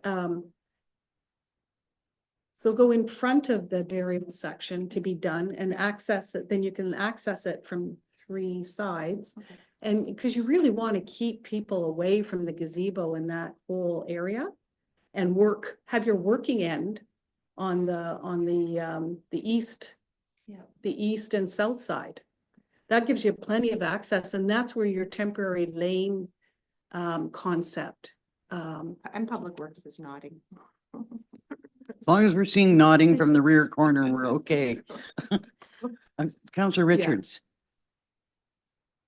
I just want to thank you for the obvious extreme amount of work that you've done on this. It's really wonderful. And I think it definitely exceeds our vision in a good way. And having lived through a Master Gardener's project, I know that the planting of the native plants is really what will go the fastest, be so maintainable. The natural plants to our area seem to just explode and take control very quickly with very little maintenance. So I think that's great. But I also, with this vision that you've given us, I also no longer see it as just being about a green burial section. It's the entire cemetery. What a wonderful view of everything, whether you're in the green burial section or the traditional section. You're now, with this vision, definitely in Algonquin Highlands, and that's where people are choosing to be. So thank you so much for giving this to us and for all your hard work on it. You're taking words right out of my mouth. Other questions or concerns? Madam CAO. I just have a question for council, obviously, around a future columbarium. We know that is a need. The one and only that's in Algonquin Highlands at St. Peter's is quickly filling. So it's definitely a need. And the thought process was that it would be a good fit for St. Stephen's. And I know that staff were potentially looking at, and looking at the diagram, I'm looking at the left side of the gazebo on that side. And the way that it's showing to be planted in this diagram, there wouldn't be room for a columbarium. So if council's going to give direction on this, as it stands, that would eliminate that possibility. So just to give We don't want to consideration. eliminate that Yeah, possibility. just to And, I think give that, consideration. which is one of the reasons why I mentioned it in the first place, that it is something that we've added to our plans, long-term plans for St. Stephen's. And so we will have to leave some room in that section to allow for that. Councillor Barry? Yeah, I support finding a way to make the columbarium part of that first section, the gazebo section. And I know the committee has talked about potential of a future like stone structure, maybe another partnership with Fleming with their dry stone. Dry stone wall. And there's also been talk of like an information board of what we have there, not just this interesting area that's. We haven't there. quite agreed on the terms of Yeah. that. But I mean, that's infrastructure that potentially would have to be considered. You wouldn't want to plant the trees and then No. pull out a tree to put up a sign or put up something like that. So I think, I don't know, I support the presentation. I think just having some consideration for maybe some less planting in order to facilitate other projects. Well, and I sort of envision the columbarium being kind of halfway between where, in one of the initial drawings that Adam gave us, where he showed it like a gate or, sort of the entry area into the green burial site, halfway between there and where the gazebo is. so everything's kind of centrally located. Counselor Richards? I just wanted, I think we should consider, obviously at this point, we're starting here at St. Stephen's because of the green burial section. But I do think it is worth us considering updating our other cemeteries with a similar concept. Not, back to my comment about this is a view for not just green burial, but traditional burial as well. And we should perhaps look at our other cemeteries and the landscape that is around them and see what could be done in the future, not today. Well, and I think that there's probably some reasonably serious limitations associated with the standard cemetery sites, but there's no reason why you can't, look at any improvements in any of the sites if we want to do that. And let's stick to St. Stephen's for now. I see your hand. And one of the other things too is the suggestion for the material that's suggested to be used for the open area in front of the gazebo and inside the gazebo being pea gravel. And I'd like staff to have the opportunity to review that for accessibility purposes, because I'm not sure that pea gravel is what's accepted for accessibility purposes. We just need to confirm that. Yeah. So that would kind of go along with the work that we've done on pathways. And Exactly. okay. Madam Clerk? Just one other item, which I don't believe has just been discussed in full, but there will be required to be room should council proceed with the installation of a memorial stone where all the names would be engraved as well. So we'd have to consider that and its location as well. So we have some further discussions to take place about locations for things and limitations that we might have to consider. Go ahead, Angie. Could I suggest that perhaps council direct that everything else beyond the gazebo be accepted, but we leave everything on the left of the gazebo for now until those other Considerations, things are yeah. established or considered or Mhm. laid out? That sounds reasonable. Yeah. Councilor Berry? This is actually a question for the clerk. In regards to the bylaw from the presentation, is there something that would have to be changed in the bylaw in regards to, just because we are in the process of getting close to submitting the changes? Yes, and Sarah's going to speak to, once the delegation is complete, Okay. Sarah has a few items for council direction.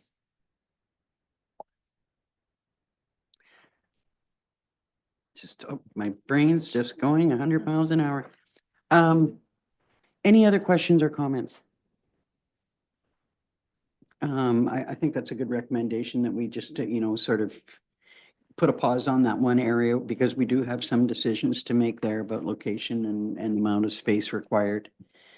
Could I have a mover and a seconder then to receive the presentation, and I guess consider moving forward with it as presented, subject to, certain discussions about location of future infrastructure and any considerations that we might have to make. I think will need to be discussions with Public Works. I know one of the things that came up, we had, I guess, in early days, figured that there wouldn't be mowing required anymore. And it's interesting to hear that, the benefits of mowing and, the true benefits, as far as, long-term naturalization and sort of keeping control of those invading species. Can I have a mover and a seconder on that? Deputy Mayor Dayu, Councillor Berry. And this, of course, will be further discussed at our projects and priorities and budget discussions. But, again, I truly appreciate the work that you've done so far. I'm kind of shocked to hear that you've already put in 60 hours, and it's like, wow. and that you're willing to volunteer your time. I mean, that's just extraordinary, the efforts to keep our costs down. I do see that this is something that could really and truly be a really shining example for the whole county. You know, sounds pretty good.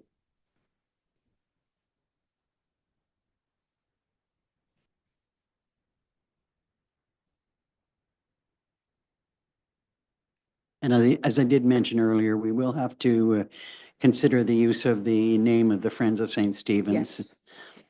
Because that's actually the name of the group that actually owns the church.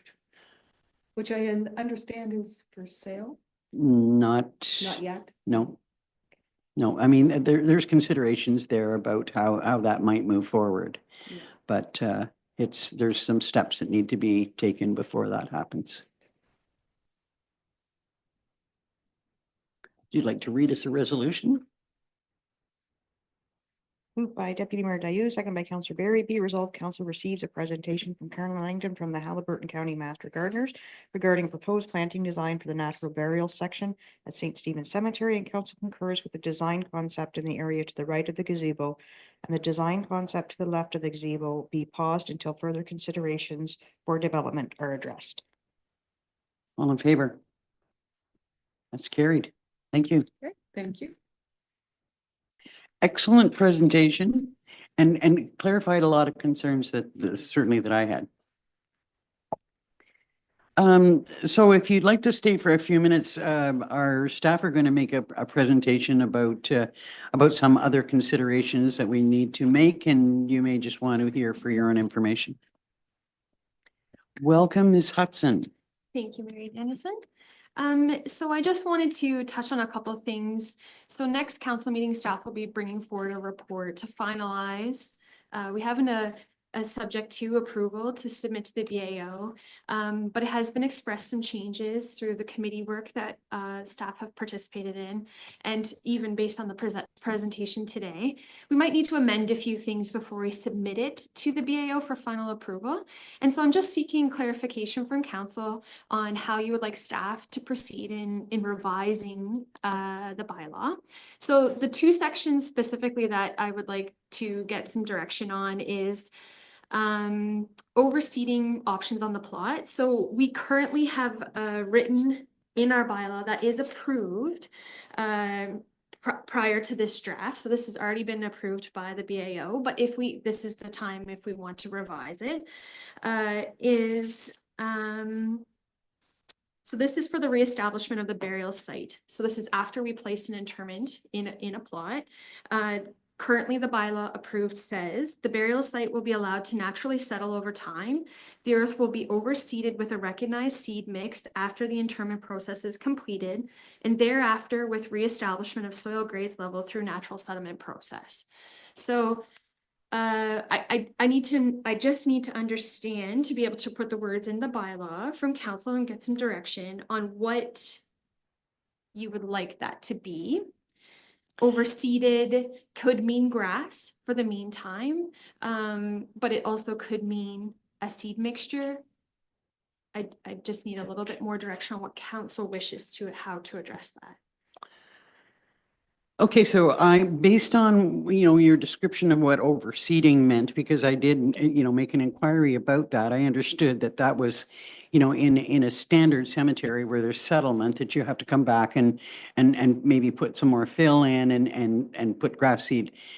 But now from what I'm hearing today about the green burial area, that's not necessary, as it's just part of the natural flow of things. So I don't know if we can differentiate that portion of it to separate that from the green burial portion. Any comments from council? Councillor Barry?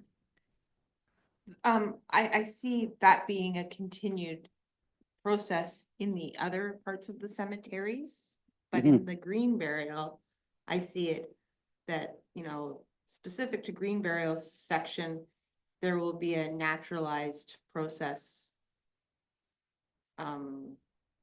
Period, like that we won't be seeding it. Would the overseeding, okay, so you dig the burial site, the body's interned and filled in. So, seeding that after, and then here's something that I kind of forgot to ask, either seeding or planting over the burial site once a row is completed, would that be considered overseeding or? If I may, I think what we need clarification is on operationally, after we close the plot, what is done?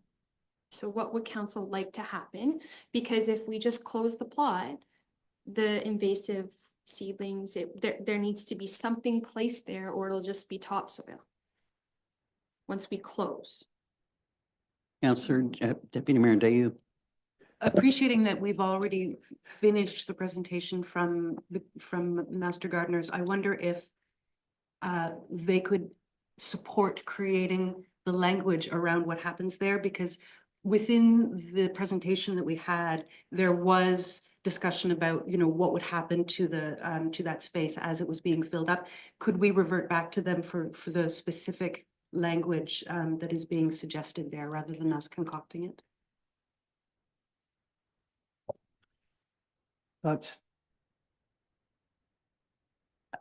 That's up to council. If council wishes to engage the. I guess if it would help Sarah, understanding the best wording, because it sounds to me like there needs to be some differentiation between green burial and the standard cemetery area, all of the rest of our cemeteries. If it would help for you to have a conversation with Carolyn about wording there. And that's, within our capabilities. Councillor Barry? And I think for my understanding is after the internment, nothing specifically would happen on that plot opposed to that section. Like if we're going to be replanting that section, we wouldn't be like planting a tree over a grave site No. until the entire section or was that row completed. was dealt with. So I think that's where I'm having trouble coming up with language, because I don't see it as a per burial site. I see it more as a section. The row? Mhm. Go ahead. I think that is key for council to understand and direct. Like it's important for Sarah to have that conversation to get the language, but it is really important that council make the direction on how you want this to happen. So that there's no misinterpretation, no miscommunication on, and so originally it was my understanding that as a section was closed, it would be beautified, not while each burial was happening. Absolutely. So if that's the case, as each burial is happening, what do we want to put on top? And I think that needs to happen right now. If we could, if you would direct that, that would be really important for building the bylaw. We can get the words from Mrs. Langdon for sure. What needs to be put on top? Well, I mean, it sounds, this gets to be quite confusing. I mean, it sounds like there needs to be some fill. And I wasn't clear on, when we're working on a row of plots that are completed, whether it's planting or seeding. I understand that there's some fill required as well, but I didn't get that clarification, which I should have. I'm going to go to Sarah first and then over to you. Thank you.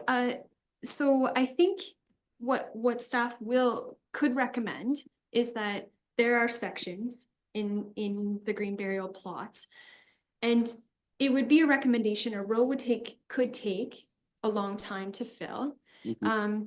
So operationally, we could we're going to maintain the entire thing as it was expressed by the committee and Mrs. Langdon, that would control invasive species. We could continue that through operations, but for the bylaw, we could open the first section. Once that section is full, we could close that section and begin the beautification process. So in the meantime, if we only have there's 12 plots in a section, so if there's 1, 2, 3 interments, as they happen, our operations would continue or could continue that an interment happens and we overseed it with grass. Regular maintenance happens. Once we close a section, this is actually an example in Niagara Falls. Once they close a section, they actually rope it off and they begin the beautification of it. So that is something that council could consider. It would, this particular section in the bylaw is specific to the green burial of reestablishing the site. So that reestablishing is just overseeded with grass until closure. And so we can put that Hang in, on. we can put that wording into the bylaw should council support that operationally.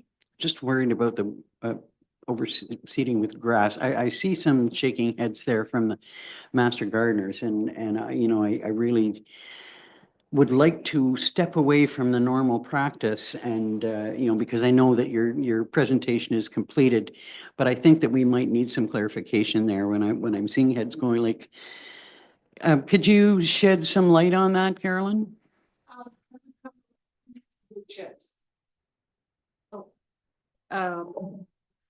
Sarah, I would recommend that after a grave is closed, the site will be covered with 4 inches of wood chips.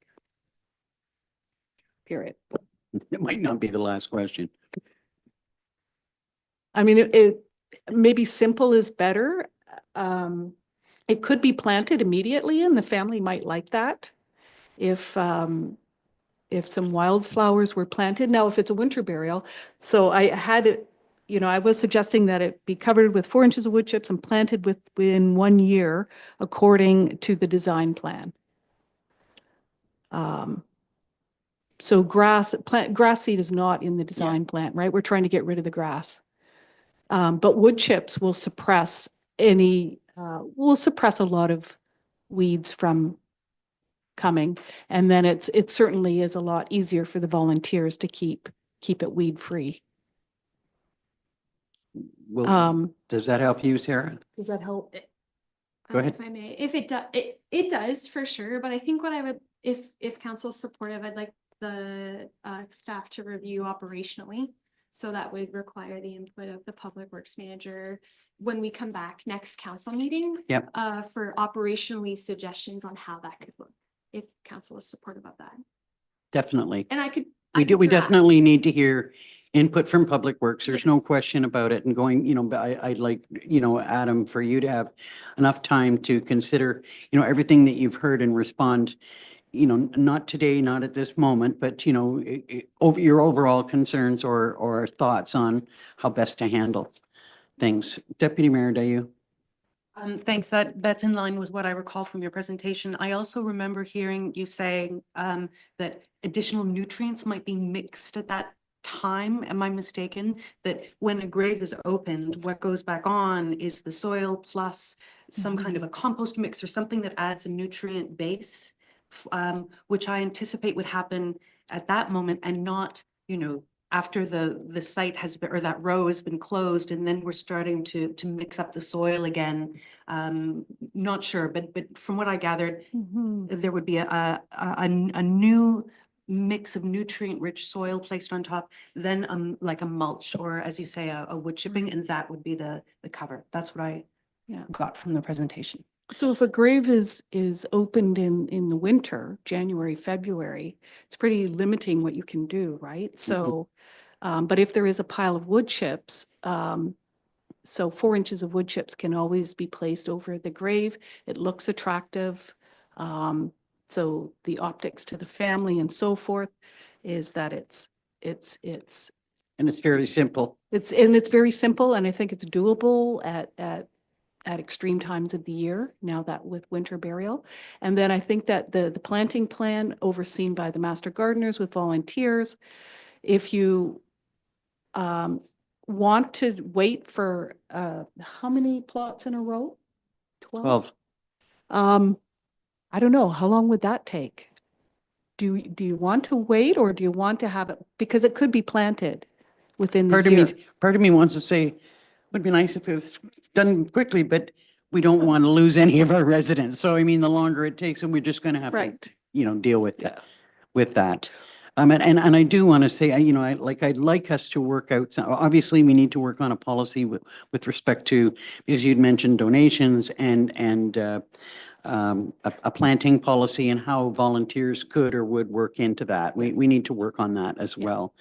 But, I also would like to ensure that we keep the process as simple as we can for Public Works and for the purposes of wording And in a the bylaw, to keep it simple, because the design, the implementation later on with the plantings, the additives to the soil could be added at a later date. The staff perhaps don't have to do that. But if they could just beautify it quickly by putting 4 inches of wood chips. wood chips that say there'll be a pile always at the cemetery, maybe in the setback area or something, then that is doable for them to do at any time of the year. It keeps it simple for them Yep. and for the bylaw. Sound reasonable? And if you need, we've already said that it's, if you need to get further clarification, and you can have a conversation with Carolyn. I think that if you want direction from us now, that's the simplest way to proceed. There was another question that you had, or clarification you required? Thank you, Mayor. So the first part, I think I've got enough notes, and then with the input of the Public Works Manager for next meeting, I think we have what we need to bring back. The last question I have is regards to, again, in our approved, it is 8.9. So this is 8.12. This is maintenance of the site. So it says currently approved. No regular maintenance will be performed on the green natural burial site. The ground cover may be mowed to control the invasion of non-native species and promote the health of native species. The site will be left to naturally evolve and develop with minimum disturbances. No watering or fertilizing will take place at the seeded areas. So we've got some wording to pull out there, because what I've been hearing from the committee is that regular maintenance would be required. So that's fine. I could minor administrative change that. And then the ground cover will be mowed, not may, because we've already said we would like to, what I'm hearing is the whole section would like to continue to be cut. The unused portion of it. Correct. Right. Yeah. And then the last one is just no watering or fertilizing. So I can add, if council's supportive of watering at site development, I can certainly change the wording to no watering or fertilizing after site establishment will take place in the seeded areas, if council is supportive. And does that sound like that will work from your master gardener's perspective? Like the as required, I like the as required part, because that allows us to do some, but it doesn't necessarily mean that that's going to be a practice that will continue in the long term. I guess it will, because it'll be that, that we'll be developing the site over the long term. Concerns, questions? I see wheels turning there. Councillor Deputy Mayor Dayu. Well, I risk getting into the weeds a little bit here. That's all. The paragraph has been written to reflect what we used to do. And my inclination, I think, would be to scrap that paragraph entirely and rewrite it in the way that best describes what we just discussed today, rather than changing a word here and a word there, because with the word changes, it doesn't quite capture what we discussed today. Is the section that you're referring to specific to the green burial? Okay. Go ahead. If I may, I do think it's really important that we clarify this in this section. We've been known and received many compliments of our cemeteries. They're kept very well, and I receive so many compliments on how well maintained they are. So I think it's really important that we set the expectation of if it's going to be done this way, it's not, I can then further clarify in the bylaw that this section is maintained this way because. So I think it is important to put in there for that section specifically. So I think my revisions capture everything that the committee had asked, and that's after the site establishment. So watering could happen if council's supportive of that. And then just ongoing as Mrs. Langdon indicated through the planting, it would need water right away, but not necessarily long-term as they age. So I- somewhere in the wording, maybe as required. Yeah, so I've indicated no watering or fertilizing after site establishment will take place. So I think that captures it. Basically saying at startup, we'll water until it's no longer site establishment. and We it's just need to figure out exactly how that watering is going to take place. But that's a discussion for another time. That's right. Madam Clerk. And just to add what Sarah has said, when we've had discussions with the BAO, they've stressed on a number of occasions, the reason that we go to these extents in the wording in our bylaw is that when people purchase a plot, they need to know what they're purchasing and what's going to happen to the area. So, and operationally, it helps staff as well.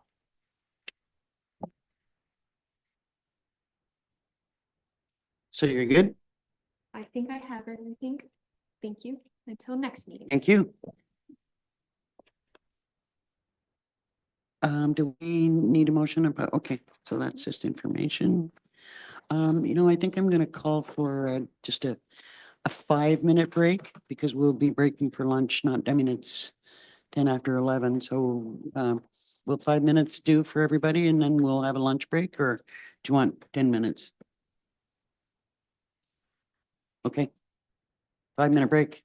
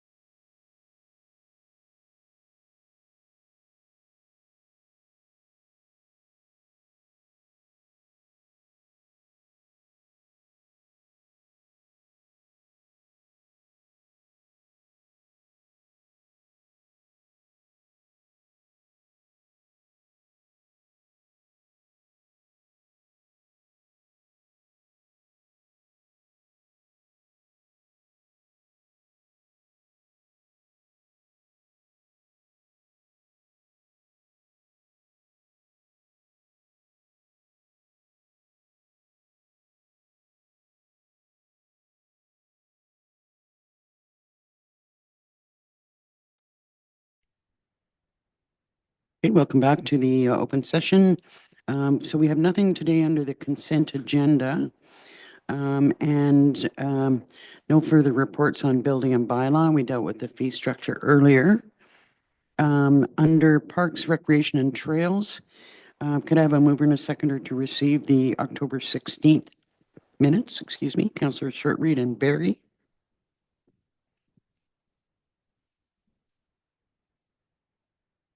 No, can we ask a couple of questions about that? About the minutes? Of the Recreation Committee? Is it about the minutes? Yes. Okay, sure. My first question is about the Christmas tree lightings. Go ahead. I was going to get to that after, but that's fine. Go ahead. Sorry, if No, I'm. go ahead. Go ahead. Okay. Proceed. Great. With regards to the Oxtongue tree lighting, as there isn't a member of the public on the committee from Oxtongue currently, is that something that's being handled by staff, or just a bit of insight into how the Christmas tree lighting is going to be carried through? The reason I was going to bring that up after we talked about the minutes is because there's been a meeting since Okay. these minutes. So it's kind of like there's a number of questions that it's going to come up about tree lighting, and that's one of them. Okay, great. And then, so is now not the day that you wish to discuss the terms of reference recommendations that are coming from the committee either? Point 7 in the minutes, Which is, sorry. discussion regarding the Recreation Committee terms of reference. I guess, well, have there been specific recommendations made? Like, honestly, I missed that because I thought that we had made it quite clear that changes to the terms of reference would to be made by council, not the committee. Do you want to speak to that? We just discussed that we have to wait for council to change the wording because we have quorum, but we don't have a member from each community, Oh, right. right? So we just Right. need to I'd change forgotten about that. that members from Algonquin Highlands not. So you can continue to meet until, We and- we have quorum, but we don't have a member from each community. So we need that wording changed, I think. it would be my preference that, that we add a clause that's like keep things as it is, because it would be my preference that we do have somebody Yes. from each one of the communities, but in the case where we don't, that the quorum would constitute. And that's fine. Can we do that, Madam Clerk? We can bring that back on the 21st with the amendments for council to review and approve. Okay. Any other questions about the minutes? Sorry. Okay, so we've got a mover and a seconder to approve the minutes. Moved by Councillor Shortreed, second by Councillor Barry. Be it resolved, council receives the October 16th, 2024 Recreation Committee meeting minutes for information. All in favor? Carried. So to Councillor Deputy Mayor Dayu's question about the tree lighting. Councillor Shortreed. It's right now a work in progress. We're just trying to balance we only have 2 members, so we're trying to figure out a way to make it all happen. You only have 2 members? Yeah. Members of the public, you mean? Correct. Okay. 'Cause I was Sabrina thinking, and I, 2 members of Pumpa and Sandra. So we're right now just trying we had a meeting last night and we're still in the process of hashing everything out to try and figure out how we can manage 3. so are you meeting again? Well, right now, we're gonna do it by email with our ideas, and then if we have to meet again, or we can still have another meeting on the. Yeah, you can't make a decision via No, I email. know. No, just ideas back and forth, and then we're gonna have another meeting, I think. Councillor Richards. We need to have further discussion and talk about that. We meaning the Recreation Committee or council? All of the above. Well, maybe we need to talk about it right now. Well, it's not on the agenda, but if you'd like to. Well, recreation is, and as a follow-up to the minutes and I mean, the reference to tree lighting, like this is something that's going to come up pretty quickly and it's obviously an issue that we do need to resolve. And I'm not sure leaving it to November the 21st is a good idea. So what do you need from council? Like it just, So I think October was a very difficult month for our member of staff on the Recreation Committee. There was no support to her to host any of the events. In fact, although there was expected participation to host, particularly, I would say, the trunk or treat, she was alone. And the reality is we have no volunteers from the public coming forward in our call for help and none available for the tree lightings. So in order to host the tree lightings, we would have to expect our staff member to do it. And I'm not comfortable with that. well, I'm neither am I. You know, I further to be one staff member that's looking after a tree lighting of one of the 3 tree lightings. Like I think we're most specifically talking about Oxon Lake. I'm not sure about Stanhope. I know that Dorset is sort of organized, kind of. We would be talking about all 3, including Dorset. Has anybody reached out to the Lions with respect to, I know that they had, last year, they had done hot dogs and hot chocolate outside. Has anybody approached them or is anybody going to approach them? Even if they were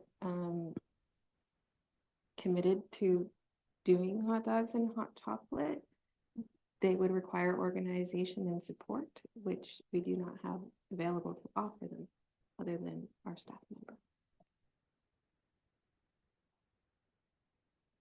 No committee members are willing to offer any support to, great.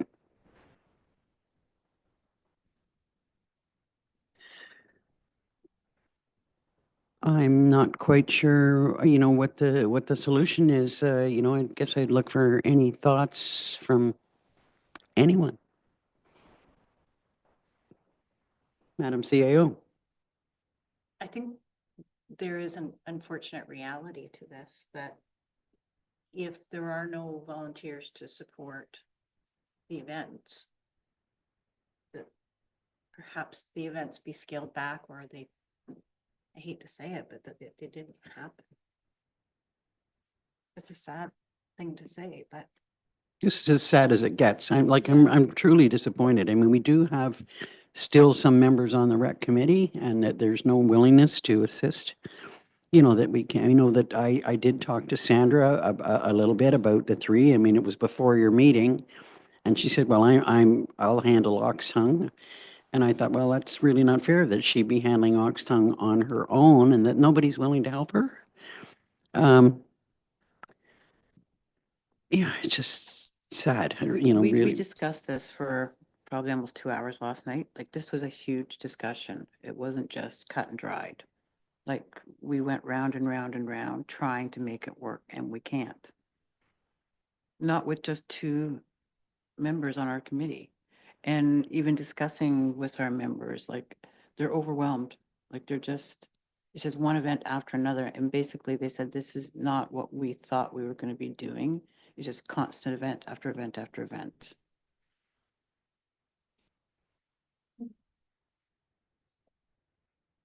There's a couple of things I'd like to say that I think I better not. Councillor Richards. Snowball is a big event that is up and coming. And the committee would like to try to help to ensure that that continues to happen. And the reality is that we need our community to stand up if they want events. And we can't rely on one member of staff to do that. It's too much and it's not her job. And we need to support her in that and. the Well, it is her community- job. Actually, it is her job. I mean, not to do everything on her own, but I mean, it's her job. It's her job to support. It's not her job to manage it. And be the only person trying to make sure everyone is safe in a public park full of children trick or treating. I thought you were talking about Snowball. I'm saying the committee wants to try their best to make sure that the support is there for Snowball. They cannot take on all of the other events. Deputy Mayor Dayu. We all clearly acknowledge that we've got a long-term problem to resolve here. We've got to figure out what to do in the larger scheme of things, which I'm sure is going to come up in future council meetings. For the short term, for this question about the lighting, however, are there provisions in our bylaw and way of doing things for short-term volunteers? For example, I would be very happy to take on the community portion of Snowball, I'm sorry, of the Oxtongue Lake tree lighting. I've done it several times in the past. I'd be delighted to do it this time too in connection with Sandra, but I don't sit on that committee. Is there provision for me to offer my services in that way? I would say yes. As a matter of fact, I mean, there was going to be a point where I was going to ask if you could help, you know, in regard to that, because I don't want to see, you know, even if the tree lightings ceremonies are small and simple, that they continue in, you know, in some way. And if we can't achieve that, we really do need to have some pretty serious discussions. Your assistance would be grateful, you know, I'm gratefully received, no doubt about it, you know, so that that can continue to happen. Any thoughts coming from yourself? Not this time. Councillor Richards? We did consider trying to be able to pull off not all three, but even one of them. We felt that it wasn't fair to the individual communities to do one and not the other. Yeah, I agree. I mean, even if they have to be scaled down, I mean, you know, the tree lighting that we had here, you know, we had the fire, we sang a couple of songs, we lit the tree. And I know that there was some, you know, some problem with the food. I'm not concerned about food. I think it would be nice if there was, you know, a hot chocolate available, you know, just if it's, you know, kind of a night, not a nice night, that there be a hot drink. It's as simple as that. If we, you know, we should be able to accomplish that in each of the three locations. If there's more that can be done in one location, well, that's fine. But to say that we have it in one location and not the others, I just don't think that that's acceptable. I do think there needs to be another meeting, you know, whether we need to, like to try and resolve it through emails on, you know, back and forth or telephone calls, you know, is something that needs to be resolved. And, you know, maybe we all need to chip in and help in every way that we can. Deputy Mayor Dayu? I'm really, you know, I got to say, this is really discouraging. I'm happy to also do Dorset because I know the people involved there and could reach out to them and get the regular figures back in place. So I'm very happy to do both of those events. But I think honestly, rather than pitching it back onto the committee, it does sound like we are in crisis mode and it should be a council's decision, you know, what to do from here on in. I'm not sure. They've come up with some very good recommendations, I think, on how to restructure, how we engage the community for these sorts of events. Those have been captured in the minutes. Council has previously discussed that that's something that you know, we could talk about. Mhm. And I do think the onus is now on us to have that conversation and to set a new trajectory. It sounds like the committee as it stands has exhausted itself. It's no longer able to make those sorts of recommendations beyond what already has been suggested, which is, I think, is a very good suggestion. So I would almost be tempted to call it quits. And focus on getting done what we need to get done in the short term. Come up with a strategy, certainly for Snowball, because I know that's got to start kicking off fairly soon too, and then start fresh with new thinking, based on, again, the very good ideas that have been brought forward in these minutes. Oh, I definitely like the idea about, establishing partnerships and looking for what would you be interested in helping with? Not would you be willing to sit on a recreation committee, but would you be willing to work on this program or this event? Or, because there are people that have got different levels of interest. And I'm pretty sure that we can garner some, some interest in, if we go in that direction, definitely. And I'm assuming that there are still people in Dorset, like I know that Carrie was, very involved in that, that they, announce who's going to be doing the tree lighting, that I don't see that, that there's, I sort of see that as being the one area that, doesn't have a whole lot of problems. I mean, it might be downscaled a little bit, but it can still happen. I don't know about Stanhope, and what kind of discussion you had about Stanhope. And I think if we can pull it off, I think maybe the museum may be willing to help as well, since they've always been involved in it. The museum here? No, Dorset. Oh, yeah. I won't say 100%, but maybe. And I think we can probably, work out something for Stanhope. I'm willing to jump in myself if I have to. And hopefully, I've got a couple of members from Stanhope here that might help as well, if they can. So we need to have some more discussion about this. Go ahead. I think, given the simplicity, so long as we've got the bodies, the simplicity of getting the tree lightings going is, it's there because we've done it so often. I think the principal medium-term concern is Snowball and what Sandra would need in order to have a happy, successful, safe Snowball, and what we can do to support that. And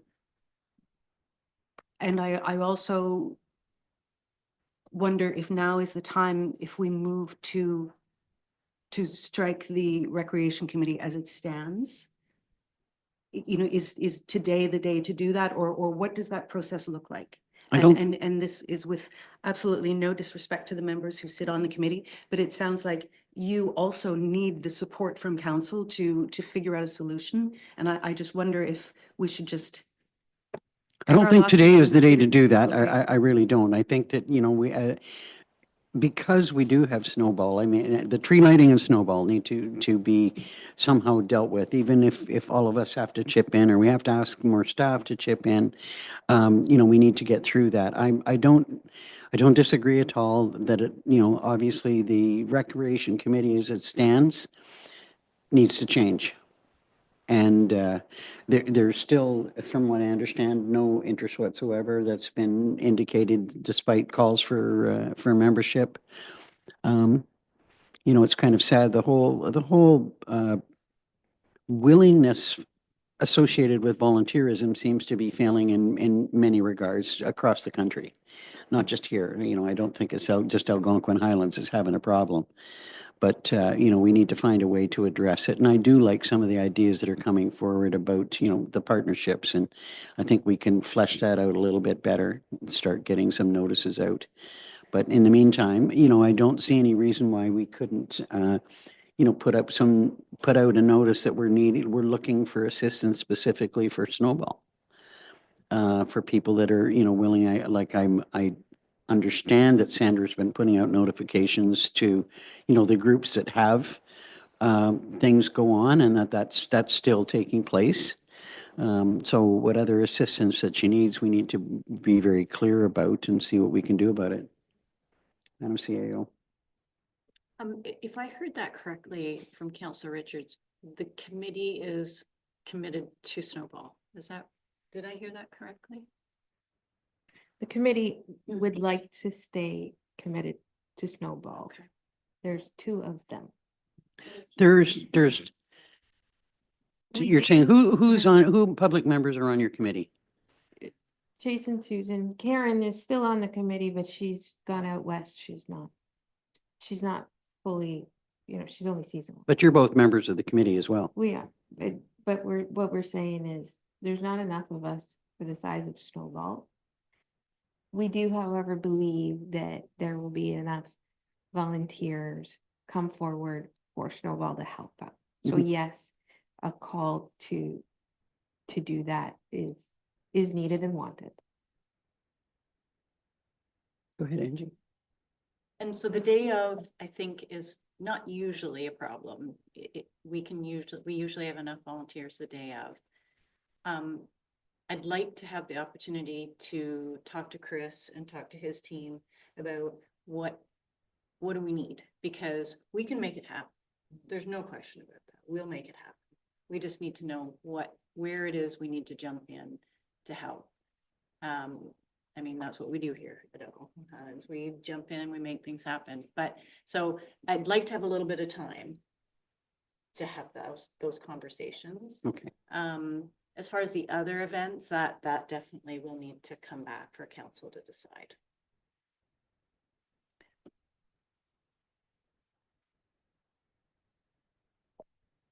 Okay, well, I mean, we'll, obviously have to put this on the agenda for discussion at our next meeting. In the meantime, we need to just ensure that we do have, even if it's just the basics for the tree lighting for all 3 sites, if you're willing to help in Oxtongue, and I'm willing to help here, I don't know what I can do, but I mean, if whatever I can do, I will do to help here. And I suspect that Dorset will probably be okay. But I guess, I mean, in your discussions, we need to hear if that's not the case, like if they need more help there. Anything else?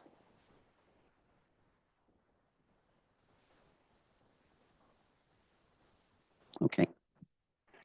We'll move on for now. I mean, we can talk about it some more outside of this, to some extent, to see what we're all willing to do. So we'll move on to environment business. And there's Melissa ready to give her report. I think we're starting with the environment and stewardship. The Environment and Stewardship Committee, and I think Deputy Mayor Dayo was going to speak to that. Used to speak to that, Deputy Mayor Dayu? Yeah, nothing particular to note on this set of minutes. Some continuation of conversation. If there are any questions, I'd obviously be happy to take them.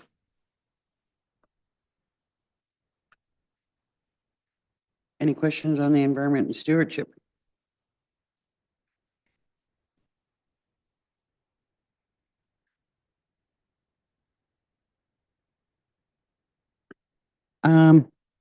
Before there's any further discussion about fireworks by the Environmental Committee, it would be nice to see the results of the survey come back to council first.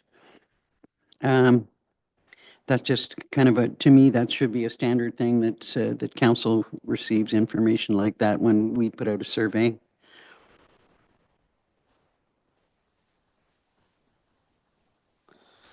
I'm wondering how you're moving forward with the treaties. Yes, we've got a draft prepared, which will be presented to the next Environment and Stewardship Committee meeting. The last meeting was postponed due to lack of quorum. Okay. So we didn't have anything further to report on that. I noticed that on the minutes that there were a number of sound bites that were like kind of great little tidbits of information. What's the plan for those? Those have been passed along to our communications coordinator, and at a future meeting, they will be discussed. But as per council's endorsement, those are things that have been collected for the township to take on and put forth as as we all see fit. So how the committee engages on that beyond providing that content is what we would like to discuss at a future meeting. Okay. And you're going through the CAO when it comes to directing the communications coordinator? We have no intention of directing the communications coordinator. We are providing information for the township staff to do with as they see fit. And if there's any way that we could further support that work, then we are open ears and happy to help. But in no way are we instructing the staff on these sound bites. Okay, but when there is an expectation of the, I mean, this is not just for the Environment and Stewardship Committee, it's for all the committees. There's, I mean, there's a lot of enthusiasm and things that people would like Chad to help them with, but that needs to be communicated through the CAO, because otherwise he would have people directing him all over the place. And wanting him, I mean, as I say, this is, I'm looking at you, but this is not specific to your committee. It's happening across the board. And you just need to kind of put a lid on that. And if I may, this is why we have no intention of directing anyone. We are simply providing some basic materials for the township to do with as they see fit, as was discussed and decided by council in previous council meetings. Okay, my next question was, you had a discussion about pesticides. And it sounded like, you know, it reached a point where it was maybe beyond the knowledge base of the committee. And I just wondered if there had been any thoughts about where that might lead you to, or if you had someone in mind that could help you with respect to that. If I'm not mistaken, what we thought was the treaties would help us by sort of setting the overarching goal of how the township wants to increase its environmental commitment, et cetera, et cetera. And then the specifics such as pesticide bans would be considered by staff. So we did the basic research, a little bit of basic research, and then at the last council meeting, I believe, through the last set of minutes or the one before that, suggested that in theory, it's a great idea, but the devil is in the detail. And that if I'm not mistaken, our recommendation was that staff would consider how that may or may not work for the township in terms of bylaws, in terms of the nesting dolls of legislation. Can we say no to something that the province says yes to? Those are all the sorts of things that would not fall within the purview of the committee itself. So we endorse the idea of reducing toxic harm to our environment. Happy to put that sort of attention in the treaties, and the rest is more of a staff conversation. Okay, I did have a question about, because there was a notice about being involved in a fly-in, and there was going to be some equipment involved, and I just kind of started to, I just had a brief conversation with Melissa about this, like equipment, how much space, you know, and she's advised that it's, you know, we're just talking about minimal space, that, you know, at a table or whatever, because if it comes to, you know, wanting to put on a demonstration that requires a certain amount of space, then that needs to go through the airport committee, and, you know, because they're can be inundated with, you know, different people who want to demonstrate things that are not necessarily, I mean, they're great things, but you can only accommodate so many of them. So I was kind of worried about the space. And just a note, when committees, well, in particular, when your committee is looking at, we want to be involved in the fly-in, we want to do a demonstration, or, you know, have presentation material, that the committee members themselves need to consider being involved. And it's not because you're directing a staff member to work a full day of overtime. And that, I mean, that has a financial impact. And I mean, it's a matter of committee members and their willingness to be involved. And when they're thinking about something should happen, they need to think as well that they should be maybe part of making that happen. And that's kind of goes to the discussion that we've just had. We're seeing some problems, and I just don't, that doesn't grow. So it's not, committees are not mini councils who direct staff. They're volunteers.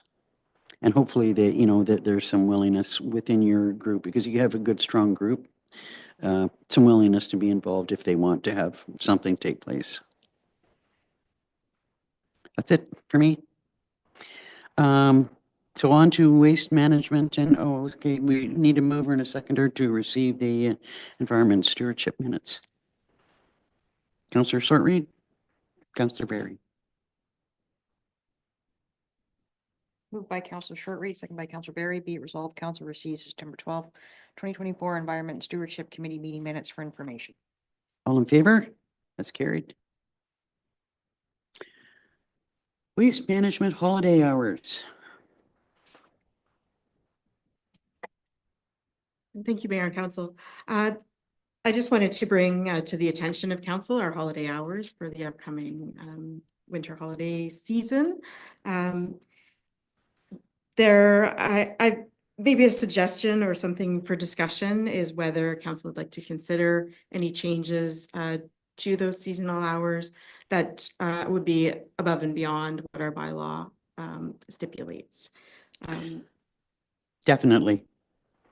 You know, I'm just looking at Maple Lake being closed, you know, for 3 days in a row. I mean, I'm wondering if there can't be consideration given to possibly, you know, a minimum or number of hours on Boxing Day. It just seems to me that a lot of families, Christmas is over and they want to clean up. They want to get rid of all the wrapping paper and boxes and things like that, and let's go to the dump. So I was just kind of wondering about that. In particular, I think that was my primary concern, but I'd look for, and at Oxtongue as well, maybe open on Boxing Day. Thoughts, any other questions or comments, Councillor Berry? My concern with the Oxtongue specifically, there's a lot, like, I think it's like 1, 2, 3, 4, 5 days Closed, yeah, me too. on both sides of the holidays, on both Boxing Day or both Christmas and after New Year's. Councillor Richards. Lisa, can you tell me what the cost is to open on, one of those days at both Maple and Oxtongue?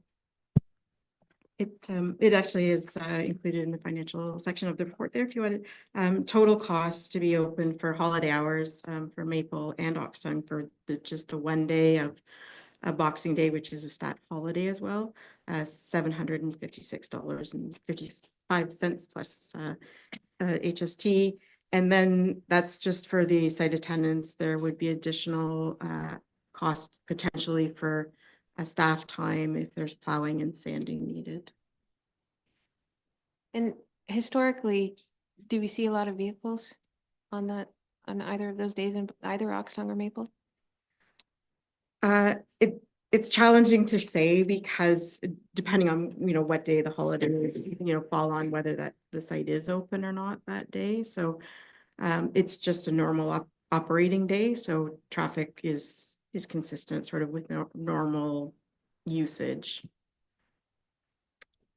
So, but the time of closure could be anywhere, it could be 1 day. If Christmas was on a Thursday, there would be no change in closures. That would just be a regular closure day, the same if it's on a Tuesday. So our bylaw doesn't stipulate anything different for that day other than regular operating hours unless it falls on a Monday. So no particular spike in traffic or anything like that, but it is mitigated because it may not fall that day was any different than our usual operations. Does that make any, can I clarify that? Yeah, no, I mean, it's hard to make a decision, like be open for the sake of, we think we should be open, but we don't know if anybody's going to actually go there because they're spending time with their family. They do at least have the option in Dorset, which is halfway between both Oxtongue and Maple. I'm fine to leave it as it is. Go ahead. It certainly is, a risk that you take is that it could be open and not utilized. Or it could be closed and a whole bunch of garbage left at the site. Exactly. Either way, unfortunately, it's a difficult thing to predict. Being closed for 3 days in a row, that was where I saw, there might be, some public sorry, I'm just saying that, you know, people may not be satisfied with that. Well, again, I'd like to recommend that we're open on Boxing Day, and I guess it would be January the 2nd at Maple Lake, and definitely open another day to see all, I mean, one day over 10 for Oxtongue Lake.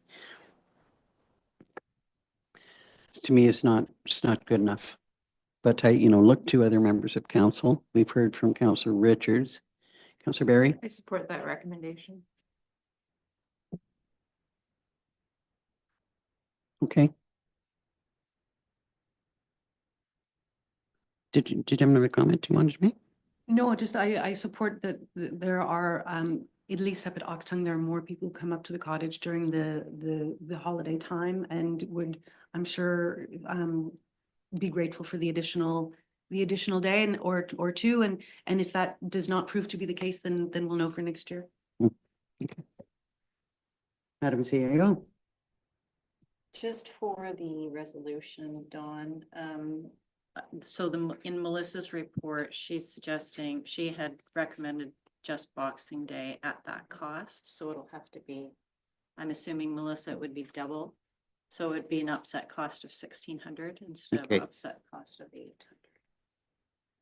Is that right? And just to clarify, so council's direction to be open on Thursday, January 2nd as well? Yes. It won't be as great a cost because it's not a statutory holiday. I can't get the math that quickly, but it would be less. Could I have a mover and a seconder to that? Councillor Barry, seconded by Councillor Shortreed.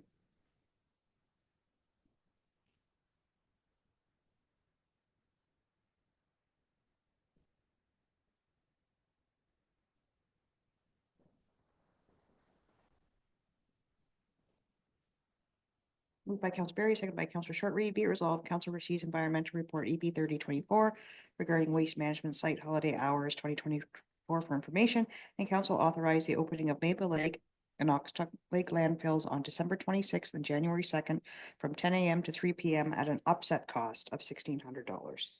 All in favor? That's carried. Thank you. The next item are the dewatering trenches.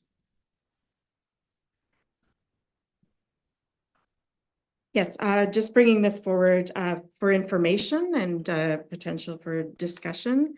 There isn't anything significantly new as far as this project goes and this file goes.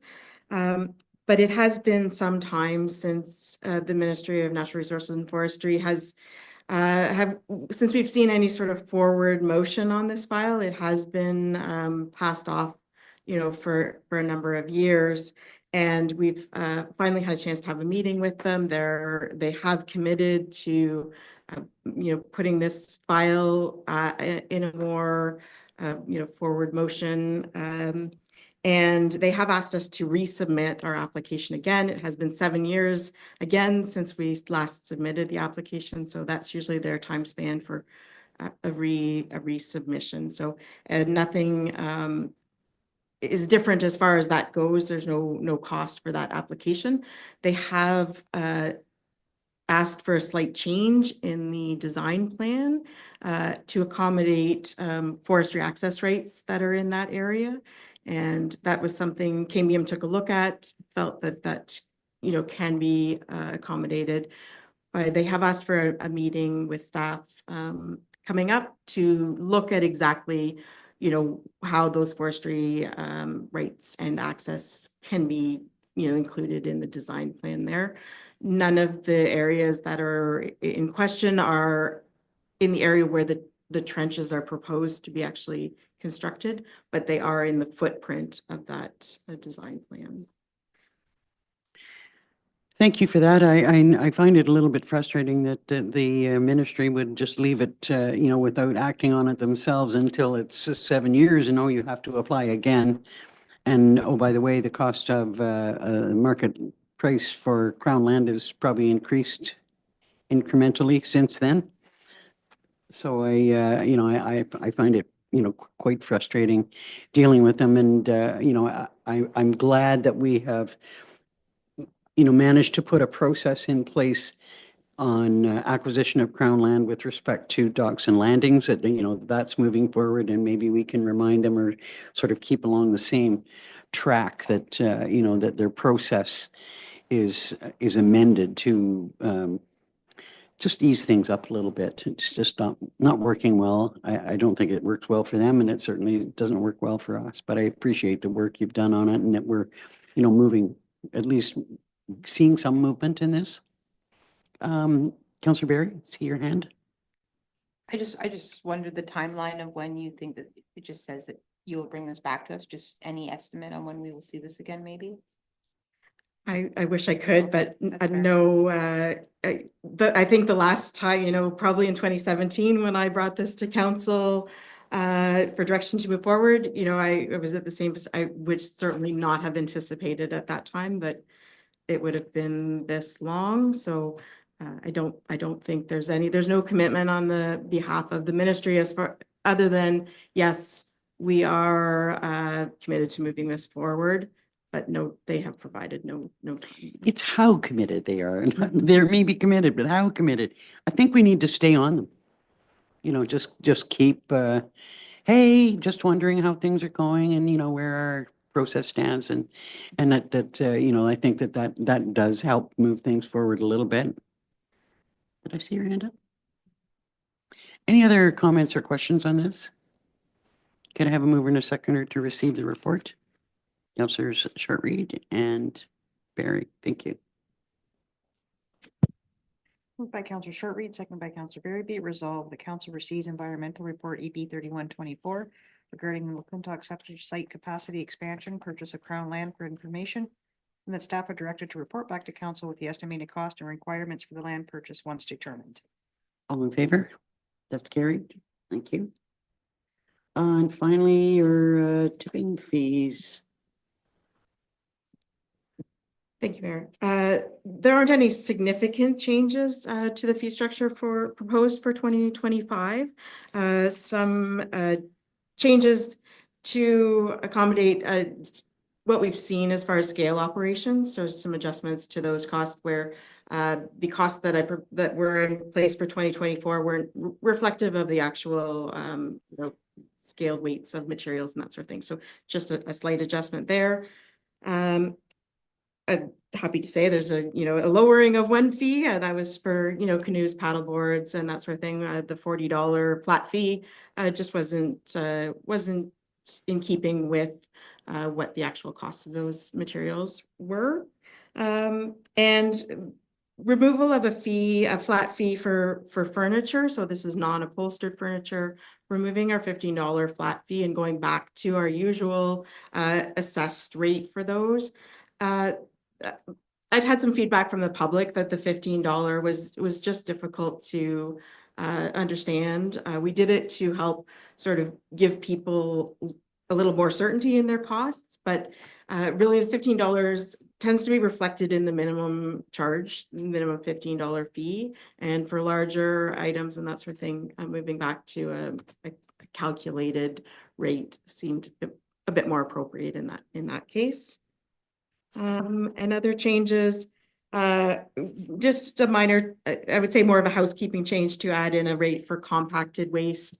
It was something that was in fees at one time. It had been removed just to put that back in there. Obviously, the cost of compacted garbage, the material is much more dense, so the amount of sort of space that it's taking up as landfill is greater. So just to reflect that in the fees for that. The fee that it is in the draft is in keeping with where the costs of those to our compacted waste hauler has been. So nobody will see a significant increase in their costs. And the only increase that there was is the cost for disposal of boats. Our cost for handling boats is significantly greater than other materials. and especially handling boats that have, you know, a variety of materials in them, or if we're having to remove a motor and things like that. I have also done some research to seek out other opportunities for disposal of boats, and there are some within the area. So I'm happy to share those with residents if they'd like to look at alternatives that may be better than disposal through our landfills. So how do we let people know that they, you know, that there's an opening or an avenue for more information about that? And I would ask for direction from council, because it always has been challenging to share commercial opportunities with residents. I don't want to put favor on one or the other. I can't support any commercial opportunity. So I have shared with folks and maybe Councillor Richards can help me. It's there's a boating association in Ontario, so they do have a listing of disposal of disposal resources in the province. I apologize, I can't remember the exact name of that association, but So you would direct them to the association and they can then, you know, find out what opportunities there are in the area. and I have spoken to the one that is, you know, listed in this area, and they have more opportunities for recycling and reclaiming materials and that sort of thing from boats, and can sometimes, you know, accept them at no cost even, or at less cost than they would be to go through our landfill. But would we say, put a notice on Facebook, hey, if you're looking to dispose of a boat, there are, you know, some options available to you that, you know, if you want to make inquiries, you know, something like that? That's not saying, you know, that's not promoting any particular commercial business, but it is letting people know there are options. Absolutely, if council, you know, would support that, you know, to share that link to the boating association, you know. Anyone have any concern with that? Councillor Richards? I think the association you're referring to is Boating Ontario. Is, Boating Ontario. oh, okay. But do you think, like what we really should be doing, I think, is not having a fee for boats, but not accepting them, period. Because we don't have the equipment at our landfills or staff to really properly do that. We don't get a lot of them anyway, I don't think. But I don't think we have the equipment to do it properly. And that's a big issue.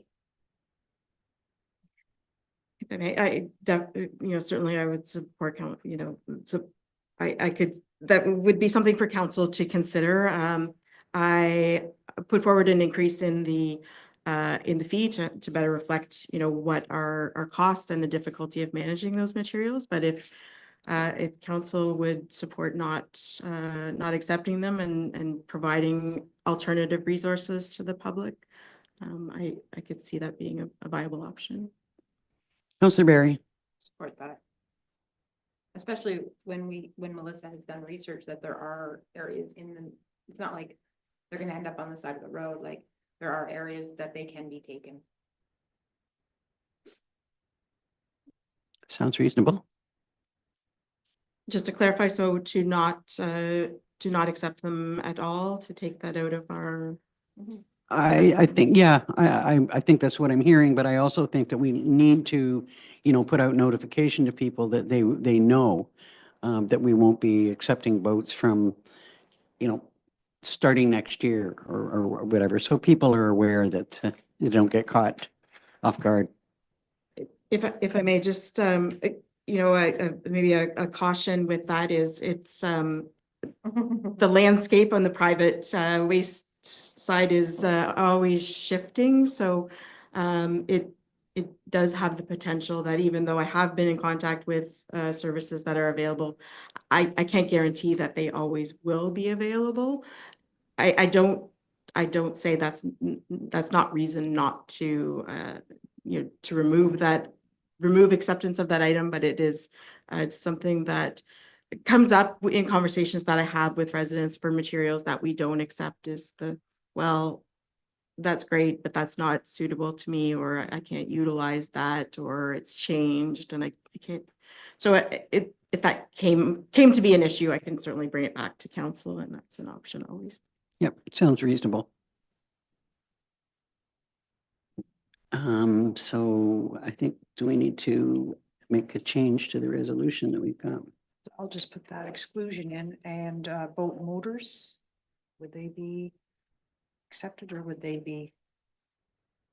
If I may, so a boat motor, that's not, we typically don't accept gas motors at sites unless we can have basically proof and certification that there's no fluids in them. So if, you know, if it's been deconstructed so that we can see that there's no oil, there's no gas, it can be accepted as scrap metal, but typically we can, you know, people haven't done that work, and so we won't accept. So better to exclude them along with the boats. They would fall as, you know, as any motor would in our scrap metal policy. And Okay. Could I have a mover and a seconder on that? Councillor Berry, Councillor Shortreed.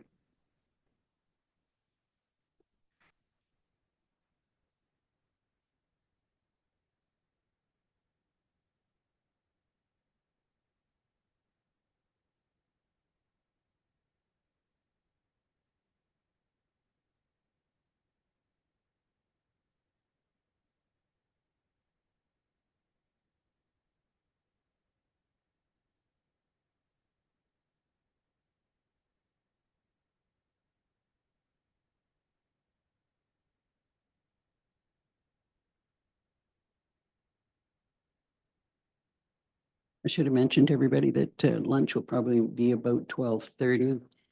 Lunch is Oh. That we'll be having lunch shortly.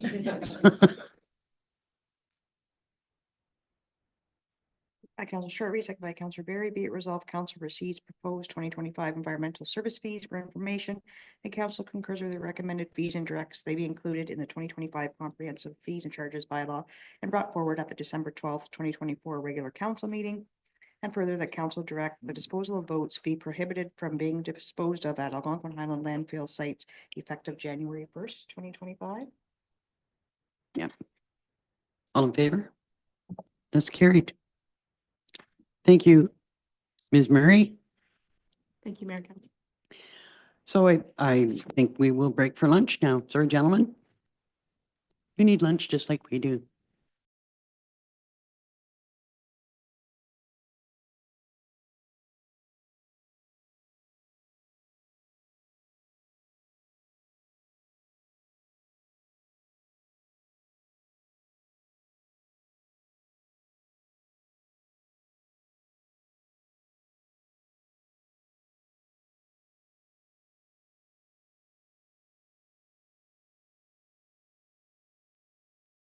Welcome back to the meeting. Next on the agenda is Public Works business, and the first item for discussion is the Green Burial Ad Hoc Committee minutes of October the 1st, an update. Anybody wish to speak to that? Councillor Berry? I can speak to that. I'm sure everyone's read it. The one thing that was discussed that didn't come in as a formal request, but it was captured in the minutes, was that I guess in the project with the gazebo, because Fleming had to delay there was some complications with the project where Fleming had to be built at Fleming first and then moved here. And somehow through that, there was the need for a crane. So there's an additional cost that was not budgeted in the thing. And Terry wanted to know if it was something possible that could be shared with the township, as it wasn't an expense that anyone saw happening. At the time, the college was in the process of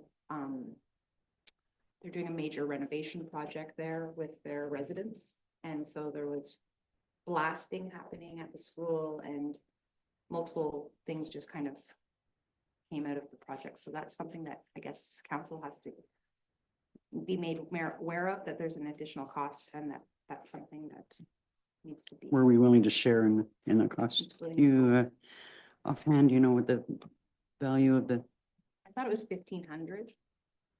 So, it would be- and the Burial Society is willing to pay the other expense. comments from council?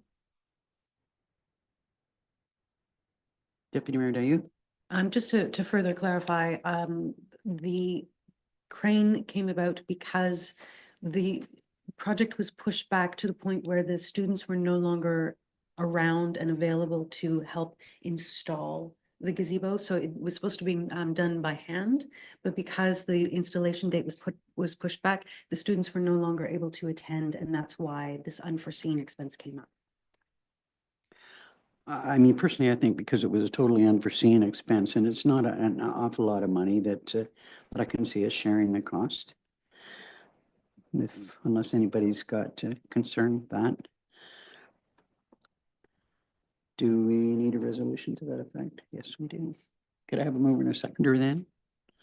To share that cost? Councilors Richards and Shortreed.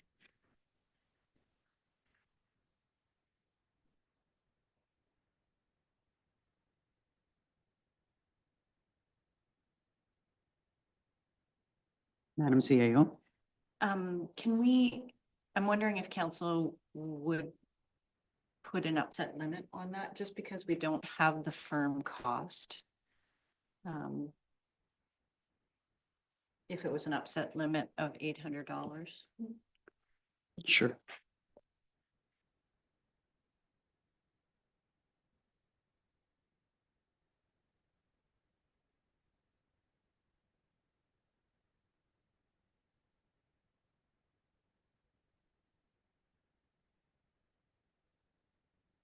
By Council Richard, second by Council Shortreed, be resolved, council receives the October 1st, 2024 Green Barrel Ad Hoc Committee meeting minutes for information. And that council approves sharing of the cost for the crane for the installation of the gazebo to an upset limit of $800. All in favor? That's carried. I wonder if there has been any update on the society's fundraising activities with respect to the gazebo. I haven't heard of financial costs. I know they're continuing to work. I know there's been multiple donations made. I know there's people putting money into this from all parts of the county, so I know things are progressing. I don't know the actual final Right on. financials.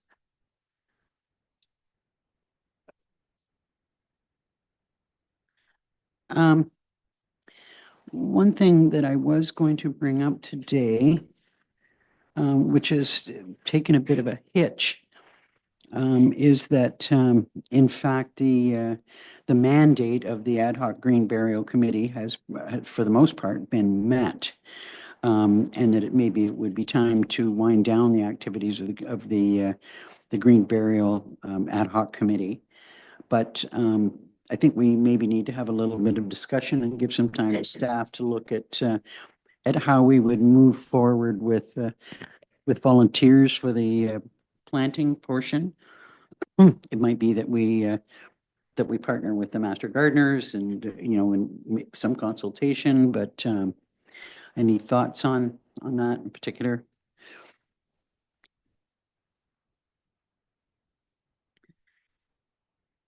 Yeah, I mean, I see that we have met a huge amount. We've, one of the big mandates from the committee's point of view was to have council support for winter burials, which has occurred. To have the BAO draft bylaw, it's going there in the next few weeks. And that we gazebo- establish a green burial site. Yeah, and we're working with the master gardeners. Like, I think that there's been a huge amount of great work done both with staff, the community council. I could see having just the way the calendar works, we're gonna have our project and priorities meeting prior to our next meeting with the committee. The last Tuesday of the month is our next meeting. Maybe we disband after our next meeting. Oh, yeah, no, I wasn't suggesting that that's it Okay. as of today, but no, there'd have to be another meeting and but I think that some of the things like the memorial stone, even the coordination with Fleming on a dry stone wall, if we decide that we're going to do that, I mean, Adam is more than capable of coordinating that. I mean, they're basically municipal projects going forward. Much of the work in regards to like a pamphlet has been done. A lot of that is sort of finalizing that, having council approve that, and then have that sort of disseminated. But I think that's something that is definitely nearing the future. Yeah, no, I acknowledge that we need to have, one or maybe two more meetings before it's finally wrapped up, but we have pretty much met the mandate of the terms of reference. This would be a question for Dawn, but Dawn, if you submit in November, the BAO, when do you see that coming back as like an approved amendment? I wouldn't be able to even guess at a date. I wouldn't want to, in case Would it be 3 months or 6 months, a year? You don't know. I don't know. Okay. A year? I I don't know. All I could add to that is that we just went through a bylaw update in 2022. So the revisions we're going to send, we're going to highlight to the BAO exactly what they are.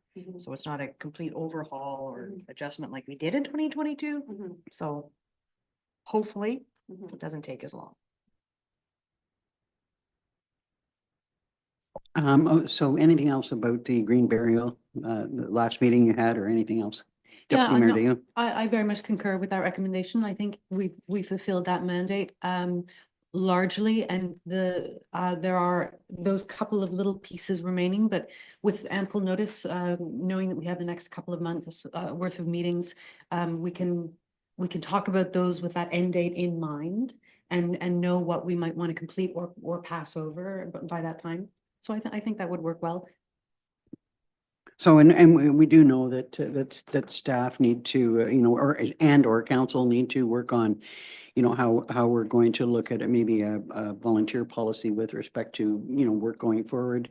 They need to know for sure that they need to follow the volunteer policies and that we've got in place.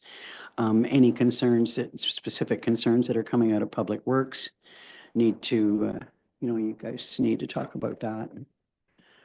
For sure. Anything that you want to add, Adam? I was just going to say that through the, if the committee will be no longer available, then, and we're working directly with the master gardeners, then maybe before that plan is finally approved, the council approves of their plan, is that we could enter into something with them regarding the volunteers, that, if they're providing the volunteers, they would fall under our policy per se. But if they're not going to provide volunteers, then maybe the work that they're planning might not be something that we should be moving forward with, because we're seeing across the board, obviously, that volunteers are hard to find. And this is very specialized. This is a little bit more than just showing up and helping set up for an event. This is, these are plants. These are more of a specialized item that they would need to know. So that would be probably my suggestion, that is, if we're going to work with them and approve a plan, maybe we can get them to approve that the duration of their plan has their volunteers, or has volunteers that they oversee through maybe our policy. Would be something along those lines. Okay, well, we can work on that. Angie? Just one question, and this to give some parameters for the committee is council looking at sort of end of year? That was kind of my mind. It may be that, I don't know if you would have, so you've got a meeting scheduled for November. Would you have planned to have a meeting in December? Maybe not. I would say maybe we would aim for end January. I mean, it would be cleaner to be at the end of the year, but to give them a chance to have a couple of meetings yet, I think is only fair. Okay, so could I have a mover and a seconder then to adopt the minutes? Councillor Short Reed. Oh, we did that? Oh, there we go. Okay, then next for you is screening and stacking of winter sand. Thank you. Through Mayor, yes, this is something that we work on every year. We put out an RFP every year for the stacking of sand, and And very similar to other years, we try to get 4,500 tons stacked in 2 different locations for the course of the following winter. So we received 2 bids on this, and staff are recommending that we move forward with Francis Thomas Contracting. Any questions about that? I guess, correct me if I'm wrong, but it seemed to me that one of the locations that we used to use is where the new garage is gonna go? Or am I wrong about that? No, you're partially correct on that.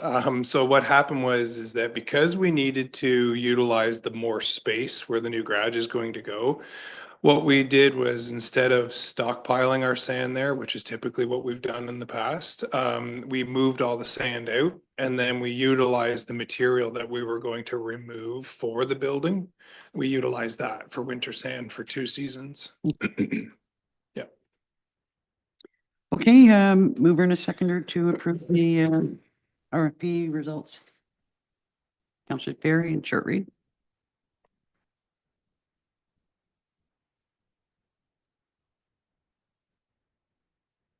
Moved by Councillor Berry, seconded by Councillor Shortreed. Be it resolved, Council receives Public Works Report PW 3524 regarding screening and stacking winter sands RFP results for information, and Council concurs with staff recommendation to award the project to Francis Thomas Contracting the amount of $58,500 plus applicable tax, and further the Council hereby authorizes the CAO to sign the required agreement. All in favor? That's carried. And finally, your proposed public works fees.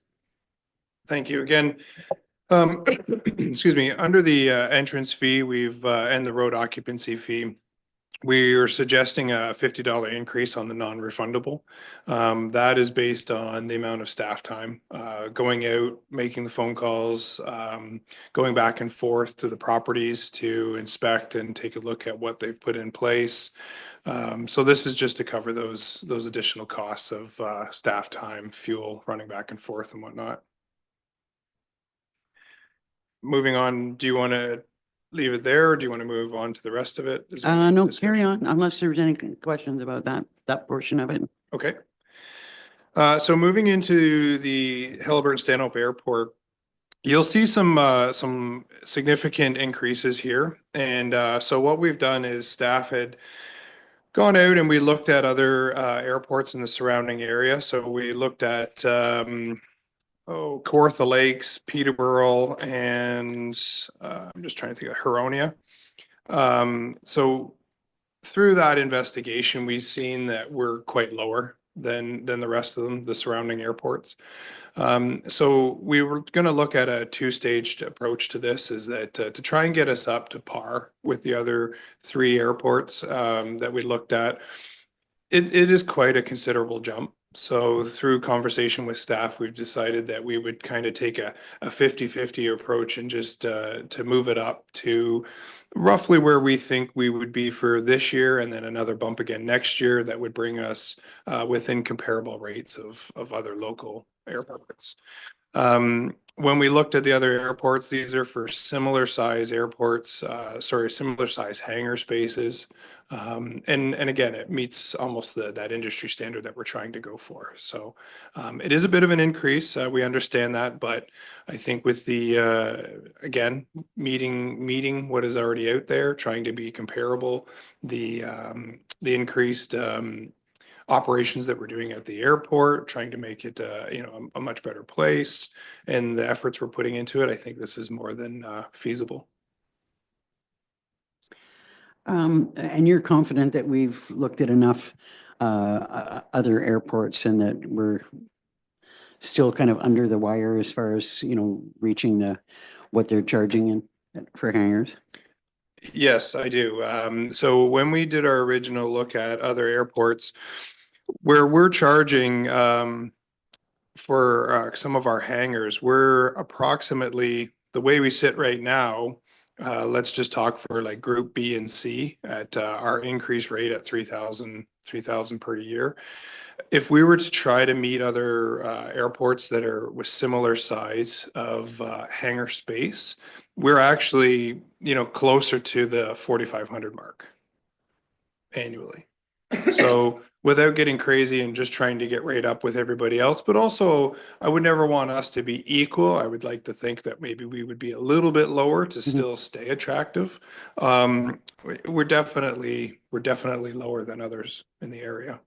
Okay, I did, has there been any discussion of, or have we sent out notification to the tenants?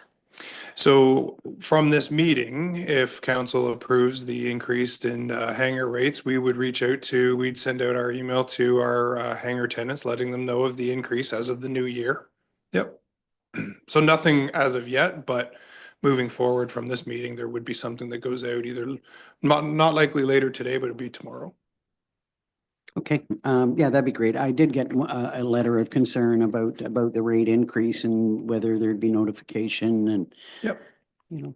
Of course, and through your mayor, we have really tried bringing information to our tenants in the last year. We've really pushed out anything that we felt was directly related to their safety, their well-being, or even just changes at the airport that have come along.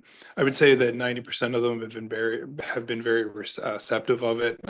We've had good relations over this past 8 months, I would say. So, there's going to be those bumps in the road where somebody might not like it. And, I think we're expecting to see that. But given if they take the time to look around at other places, we're well under everyone else. So it's still a good deal, if you will. And I think that's important to understand is that we're not upping the rates because, we have demand. That's not the case. Like we have a waiting list of 8. Buttonville Airport closing down has put a huge stress on hangar space.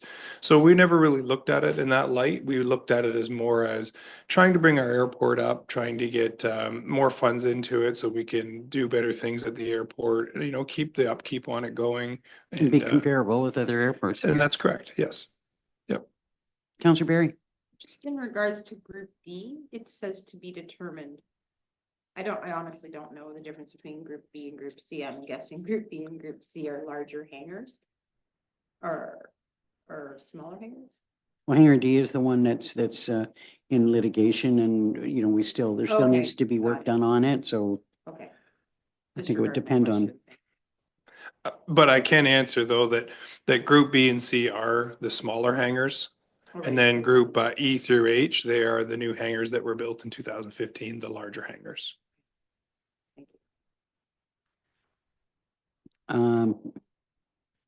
Okay, so that's I think that's it on that. On your fees? The only last one would be the runway access maintenance fee. We did put an increase on that as well.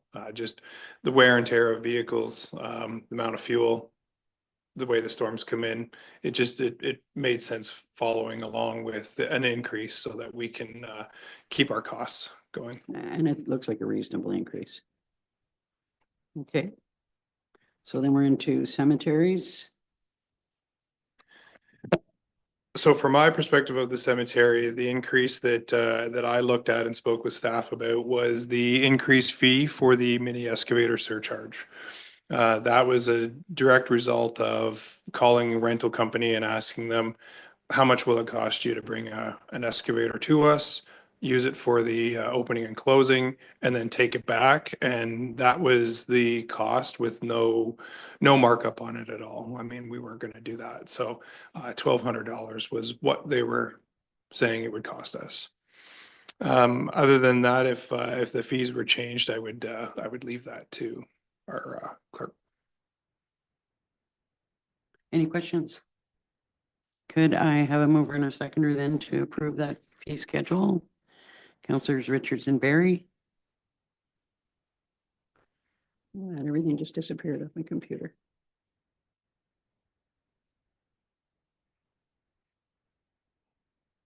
Moved by Councilor Richards, second by Councilor Barry. Be it resolved, council receives proposed 2025 public works service fees for information, and council concur with the recommended fees and directs they be included in the 2025 comprehensive fees and charges bylaw and brought back forward to the December 12th, 2024 regular council meeting. All in favor? That's carried. Thanks, Adam. Thank you very much.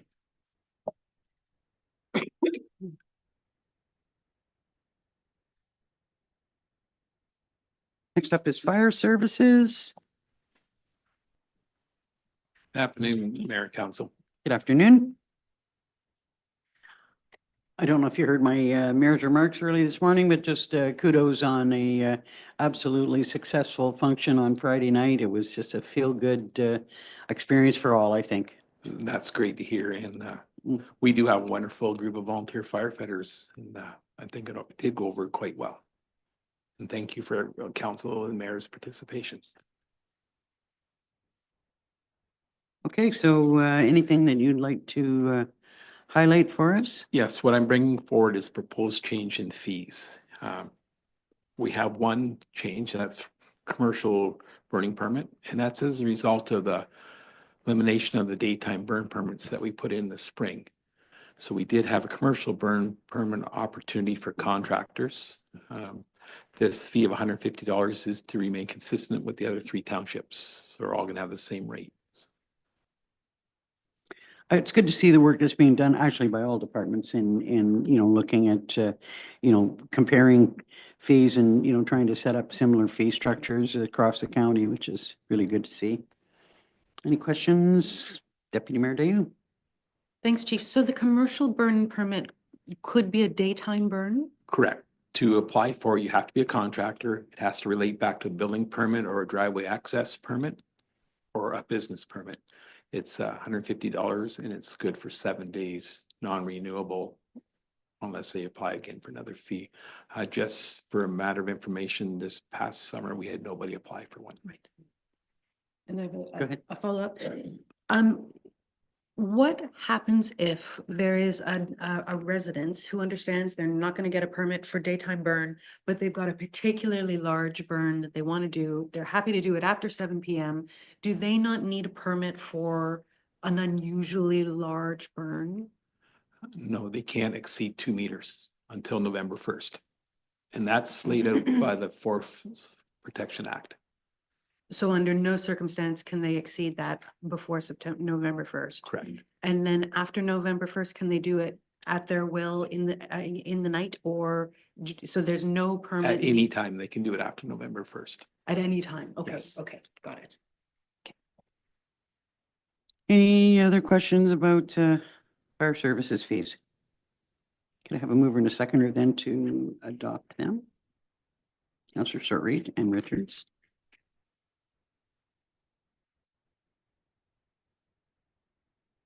By Councillor Short-Reed, second by Councillor Richards, be it resolved, council receives proposed 2025 fire service fees for information, and that council concurs with the recommended fees and directs they be included in the 2025 comprehensive fees and charges by law and brought forward at the December 12th, 2024 regular council meeting. All in favor? That's carried. And I see just a note, which we would have, we would see under the bylaw section is that we're just adding a staffer to the ability to proctor services for the fire department. Correct. Any questions on that? Okay, thank you, Chief. Great. Thank you. Enjoy your afternoon. Next up is finance and proposed admin fees.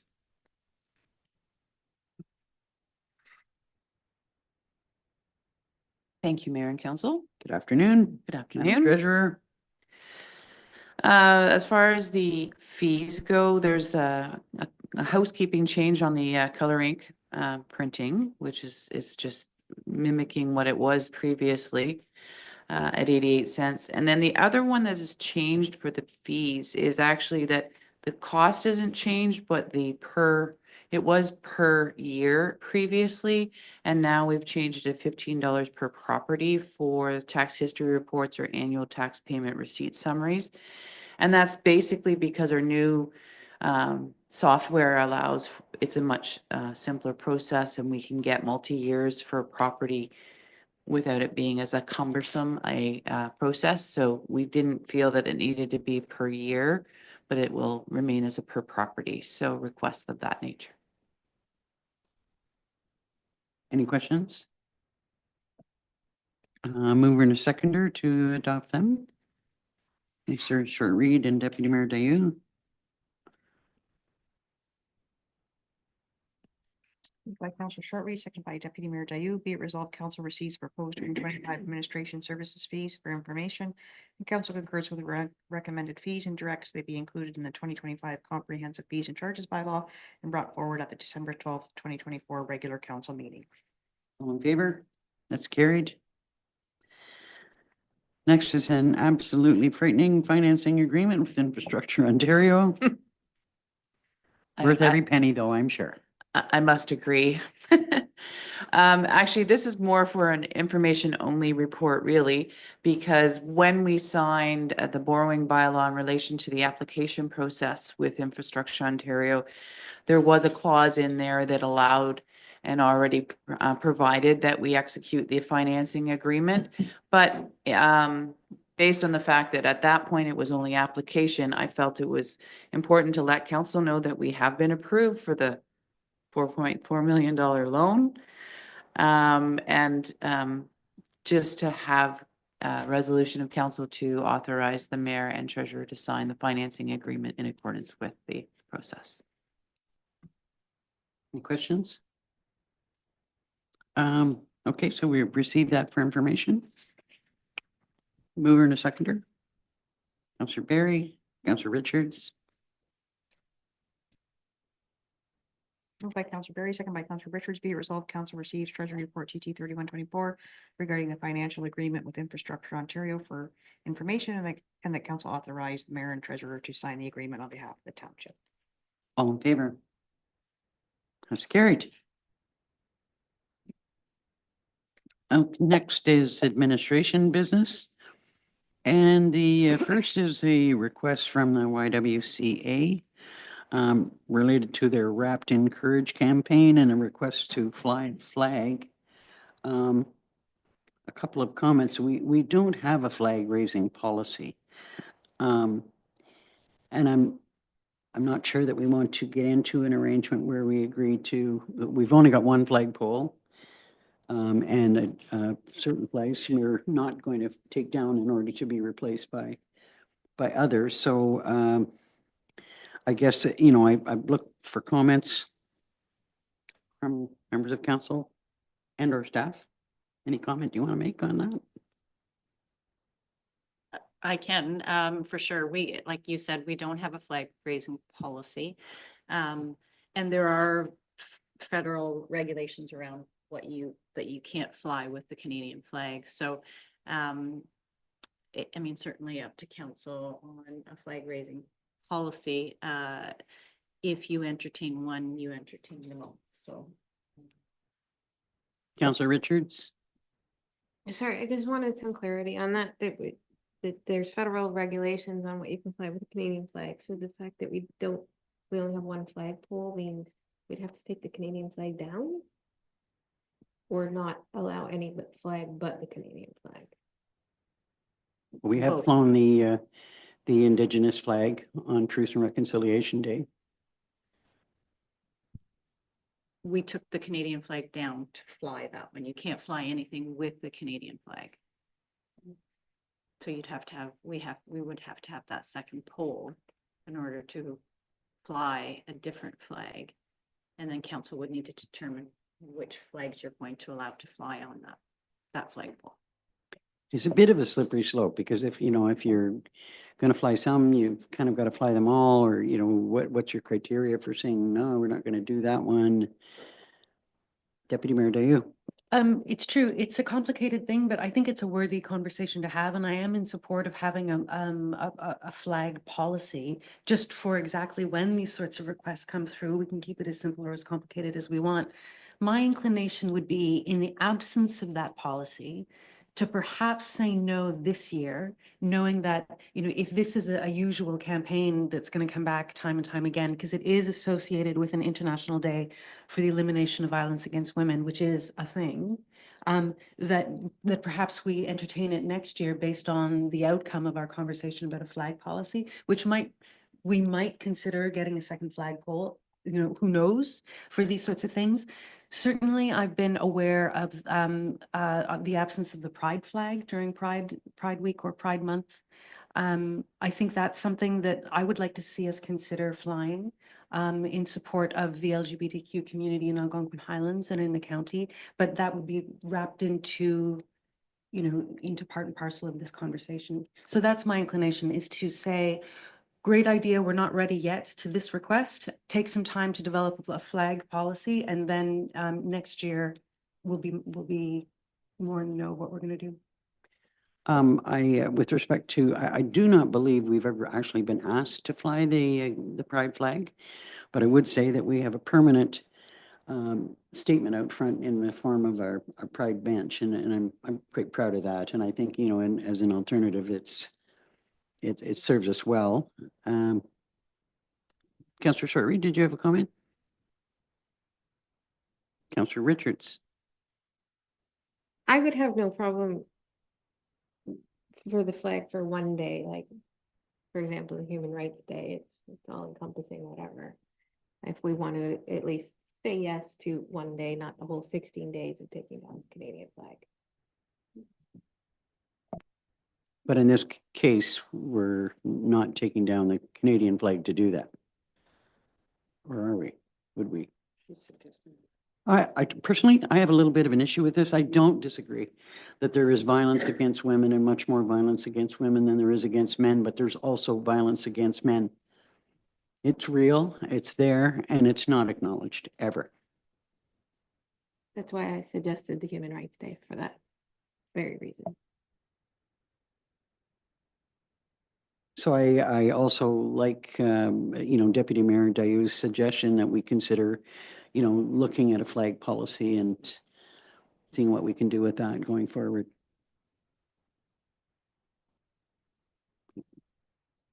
Is there, would be tentative agreement with doing that or no? Deputy Mayor Dayoud. I'm happy to amend my recommendation to include Councillor Richards. I like the idea of flying it for a limited time only to show that support, and then taking it down, and then we could have the fulsome conversation at some point throughout the year. Or you're saying you want to fly this particular flag this time?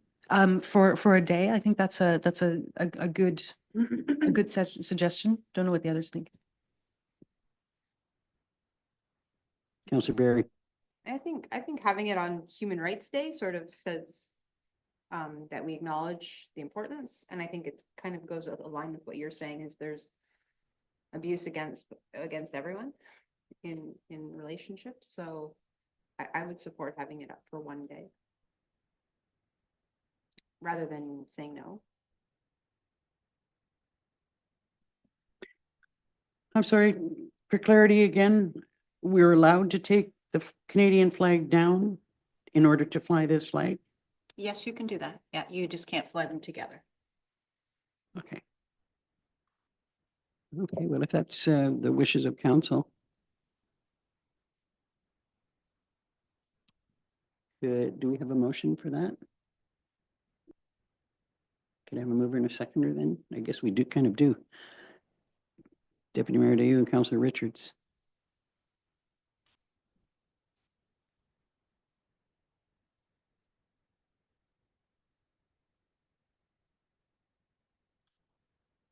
Personally, at this point in time, I would have said no, but I'm not going to vote against it.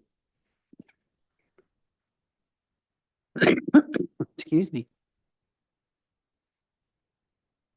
Until we had a flag policy in place.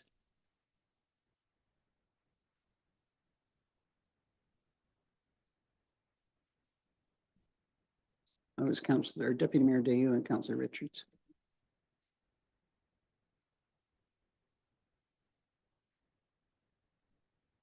Moved by Deputy Mayor Dayoud, second by Councillor Richards. Be it resolved, Council receives correspondence from Kim Dolan, Executive Director from YWCA Peterborough Halberton, regarding the Wrapped and Courage campaign and flag raising request, and that Council approve flying of the Wrapped and Courage campaign flag for one day, and that Council direct staff to bring back a draft flag policy. All in favor? That's carried.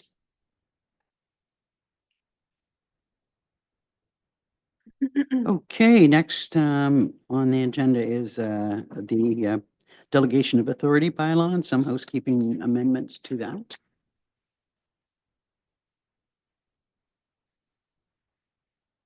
Thank you. As council will recall, council adopted a policy for license of occupation process for short-term rentals in order to enter into the license of occupation if they don't own it until such time they get the process going to purchase it. And part of that policy requires an agreement to be executed. Staff did recommend, in order to keep with council's expedited approach to handling these applications, that the delegation of authority be delegated to a staff member. So staff is proposing that that be delegated to the planner, as he will be handling the applications and familiar with the whole process.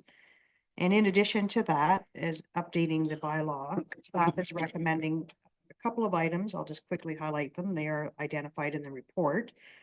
Clarifying the staff that are delegated authority, the statutory positions, clerk, CBO, that their designate is also the signing authority.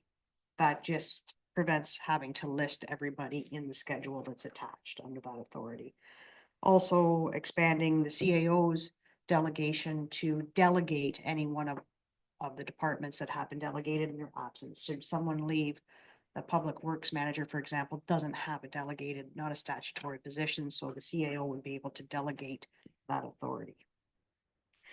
The other one is to review and delegate the authority to department heads for simple agreements that don't require a bylaw.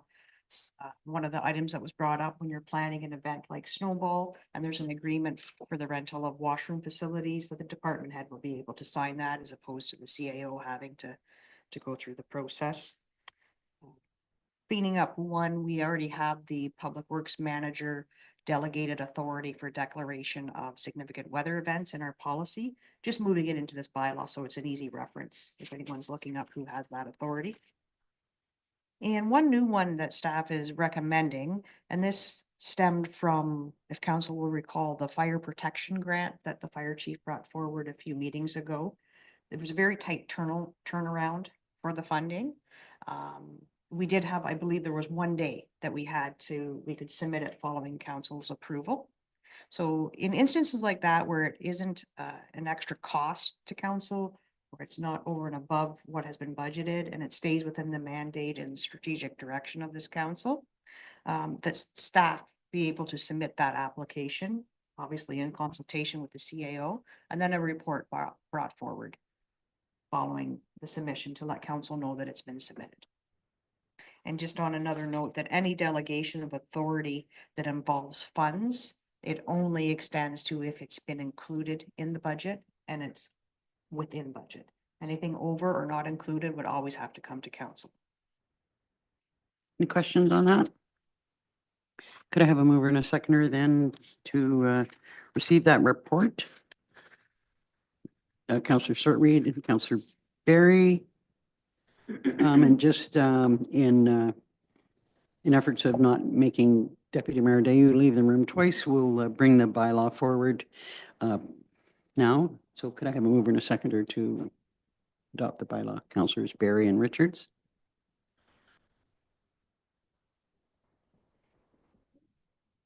Moved by Councillor Shortreed, second by Councillor Berry. Be it resolved, council receives report CO 2224 regarding housekeeping amendments to the delegation of authority bylaw, and the council approve the requested amendments and directs an updated bylaw be brought forward.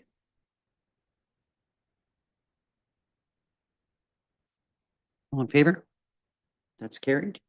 And moved by Councillor Berry, second by Councillor Richards. Be it resolved that bylaw 2024-103, being a bylaw to delegate certain powers and duties, be received and read a first time, considered read a second and third time, and finally passed with the corporate seal affixed.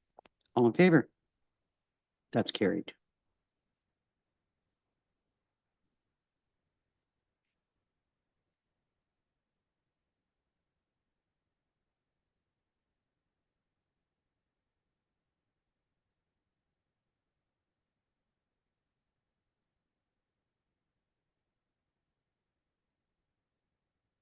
Okay, finally, under administration business, the cemetery fees and charges. I gather you're going to speak to that. Okay. Thank you. So I'm just bringing forward the cemetery fees and charges. Back in 2021, staff presented a report to council to see if there was any interest in implementing a non-resident rate. At the time, council decided to remain the fee structure the same. The cost for the cemetery is increasing. And so between 2017 and 2021, 52 plots were sold. So that was about 10 a year. We're averaging about 16, some with more, some, and that would include the columbarium niches. In the past 2 years, we started selling the niches last year, and we're already 50% filled, potentially even actually now just slightly over. So I have put together, I've asked the other municipal partners in our county to see if they implement, and I've included a few. Most of them do implement a non-resident rate. So the intent of this fee-based structure is to equitably distribute cemetery costs. So if there is a shortfall in operations, it would come to the levy. And so this does kind of try to equitably prevent that from happening to our ratepayers. So the care maintenance funds, so increasing the plot for non-resident that would increase our care maintenance. While there's strict legislation on how we can utilize those funds, what the legislation does state is that we're able to use the interest earned on those, and it would go back into the operations. So even with the increase, it does support increasing the revenue for our operations as well. So I have provided a few options. I have implemented so option 1, we implement a non-resident user fee for plot sales as identified. That would be double. I've took our existing rates, not increased, and just doubled them for a non-resident. And option 2, if council feels that a different rate, we could look at that option as well. And then option 3 would be just to continue to provide a 1 fee for plot sales. And then if council was supportive of option 1 or 2, staff would seek the council's approval on the definition of resident. And I've just identified individuals that own or rent land within the Township of Algonquin Highlands, excluding short-term rentals. If council has any questions, I'd be happy to answer. Questions or comments? Deputy Mayor Dayu. I'm very much in support of everything you've proposed. My question is about renters. Renters, of course, pay rent to the owner who pays the taxes. They don't pay the municipal taxes themselves, I guess, unless that's specified in their rental agreement. How would we mitigate against, someone renting for a month in order to buy a plot and then no, that a month would probably be closer to a short-term rental, but how do we differentiate between people who rent for a short time versus people who rent their entire lives up here and are very much members of our community? Go ahead. Through you, Mayor. So we did discuss this. The same situation could happen for someone that owns land. They could as quickly as own the land and sell it, or circumstances like mom and dad live here. Like there are going to be situations that we ultimately can't. And once they purchase the plot, we don't keep updated addresses, so we wouldn't actually know that information. Good. So then just to clarify, say that there is, based on what you just said, say there's a couple, they own their home, they pay taxes, one of their sets of parents comes to live with them for several years. Would the parents be eligible, or would they not be eligible as non-tax paying members of the community? Go ahead. Through you, Mayor, they would be eligible. The residents, they own the rights to the plot, and they can direct anyone they wish to go into a plot. So Okay. the residents would essentially own the rights, and they could direct accordingly. So if they purchase a plot for their mom, it would qualify. I understand now. That's great. Yeah. Thank you. Great. Any other concerns or questions? Could I have a mover and a seconder then to proceed with option number 1? Councillor Richards, Councillor Berry.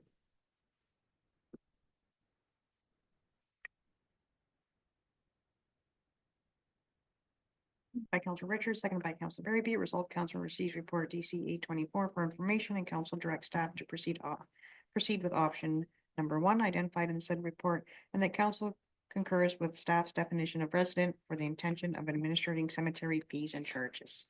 All in favor? That's carried. Thank you, Sarah. So we have no planning business today. Under external board meetings, what word do we have from the community partnership or the health hub? We have words. Yep, we had both meetings on the same day. The hub, they were struggling a bit because their nurse practitioner went on maternity leave, but they've had a couple doing locums. They've gone virtual with some, so they're carrying on until she's back from her maternity leave. Just like anywhere else, there is a big waiting list. Doctors are retiring daily. So they're going on with that. And they're also going to do a property maintenance plan so that they know going forward what the hub is going to need for capital improvements or maintenance over time. So they're moving along great. So we should stay tuned for I that. should say, yep. As for the community partnership, they had a bunch of ladies in the community who volunteered. They made 2 quilts and an Afghan and they raffled them off and they made $5,000 that went to the Dorset Community Partnership Group. So they're still raising money and dividing it between different groups in Dorset. As well, they had a donation that went directly to the hub for, I think it was $20,000 from the Big Win Gala dinner. Oh, well, So good stuff. very good. Thank you. Anything from the Upper Trent Water Management?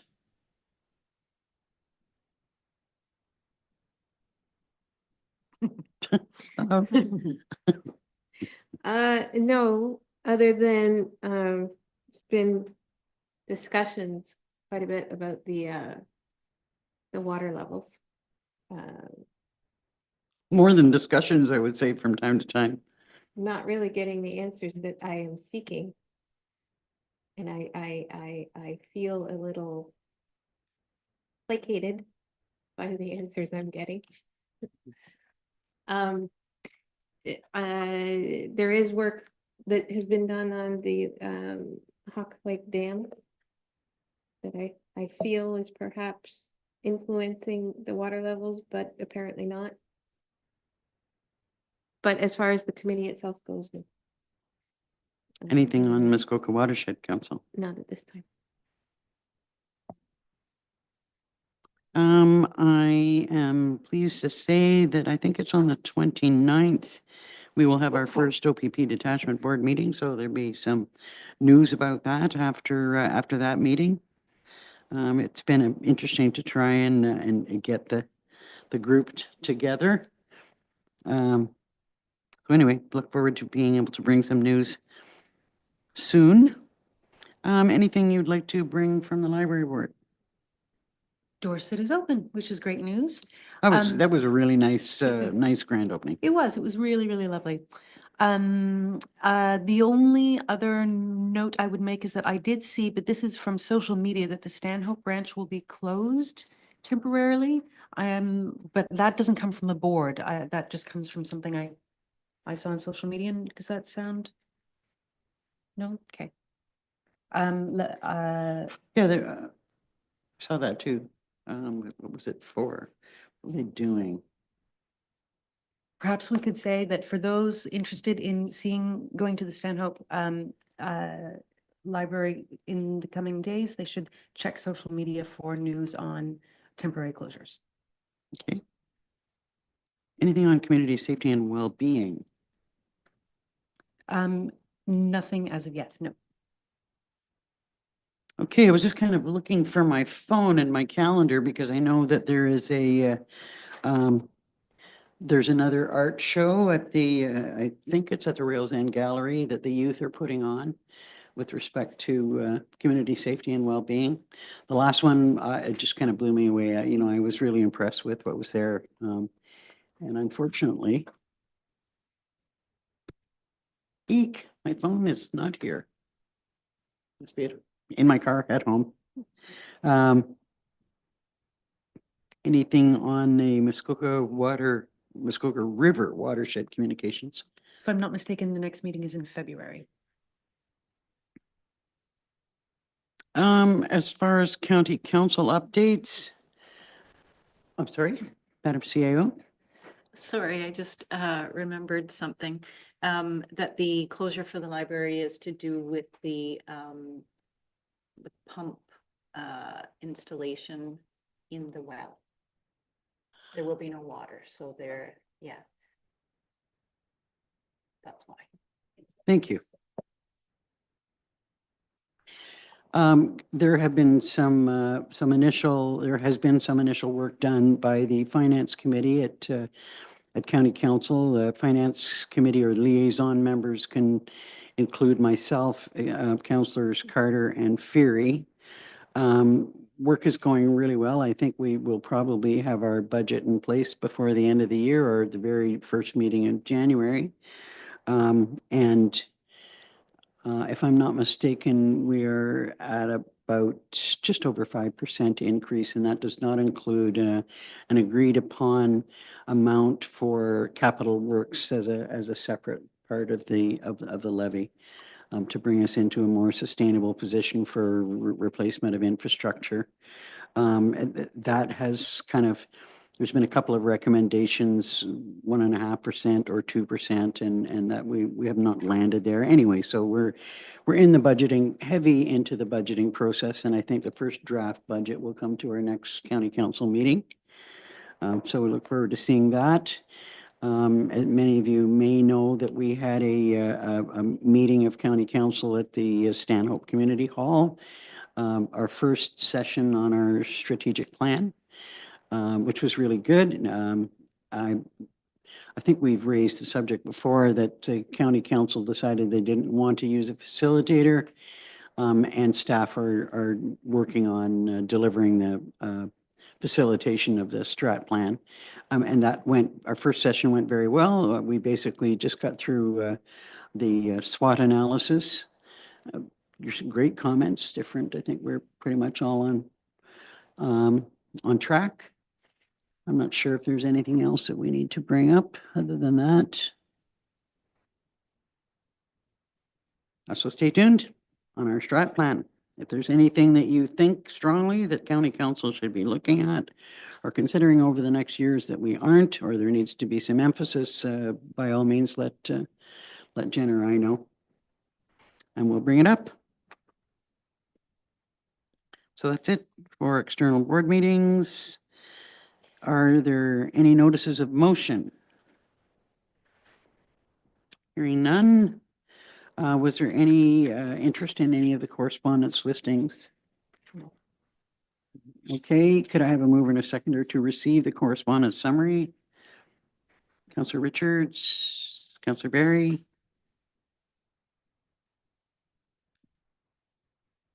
Moved by Councillor Richards, seconded by Councillor Barry. Be it resolved, council receives the November 7th, 2024 correspondence listing for information. All in favor? That's carried. No closed session. So we did the bylaw to delegate authority. So I guess we still have one other bylaw. Could I have a mover and a seconder for that? Councillors Barry and Deputy Mayor Dayu. That's for the proctoring services.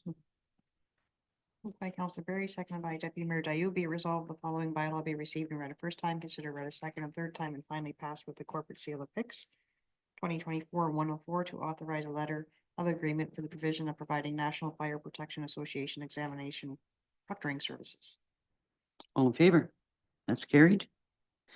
Could I have a mover and a seconder to approve or adopt the confirming bylaw?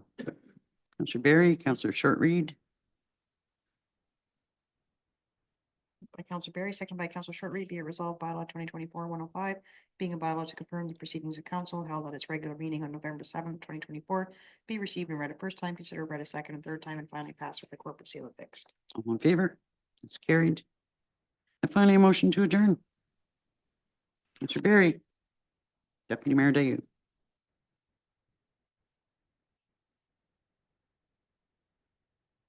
Moved by Councillor Barry, seconded by Deputy Mayor Dayu. Be it resolved that the meeting is hereby adjourned at 2:08 PM. All in favor? That's carried.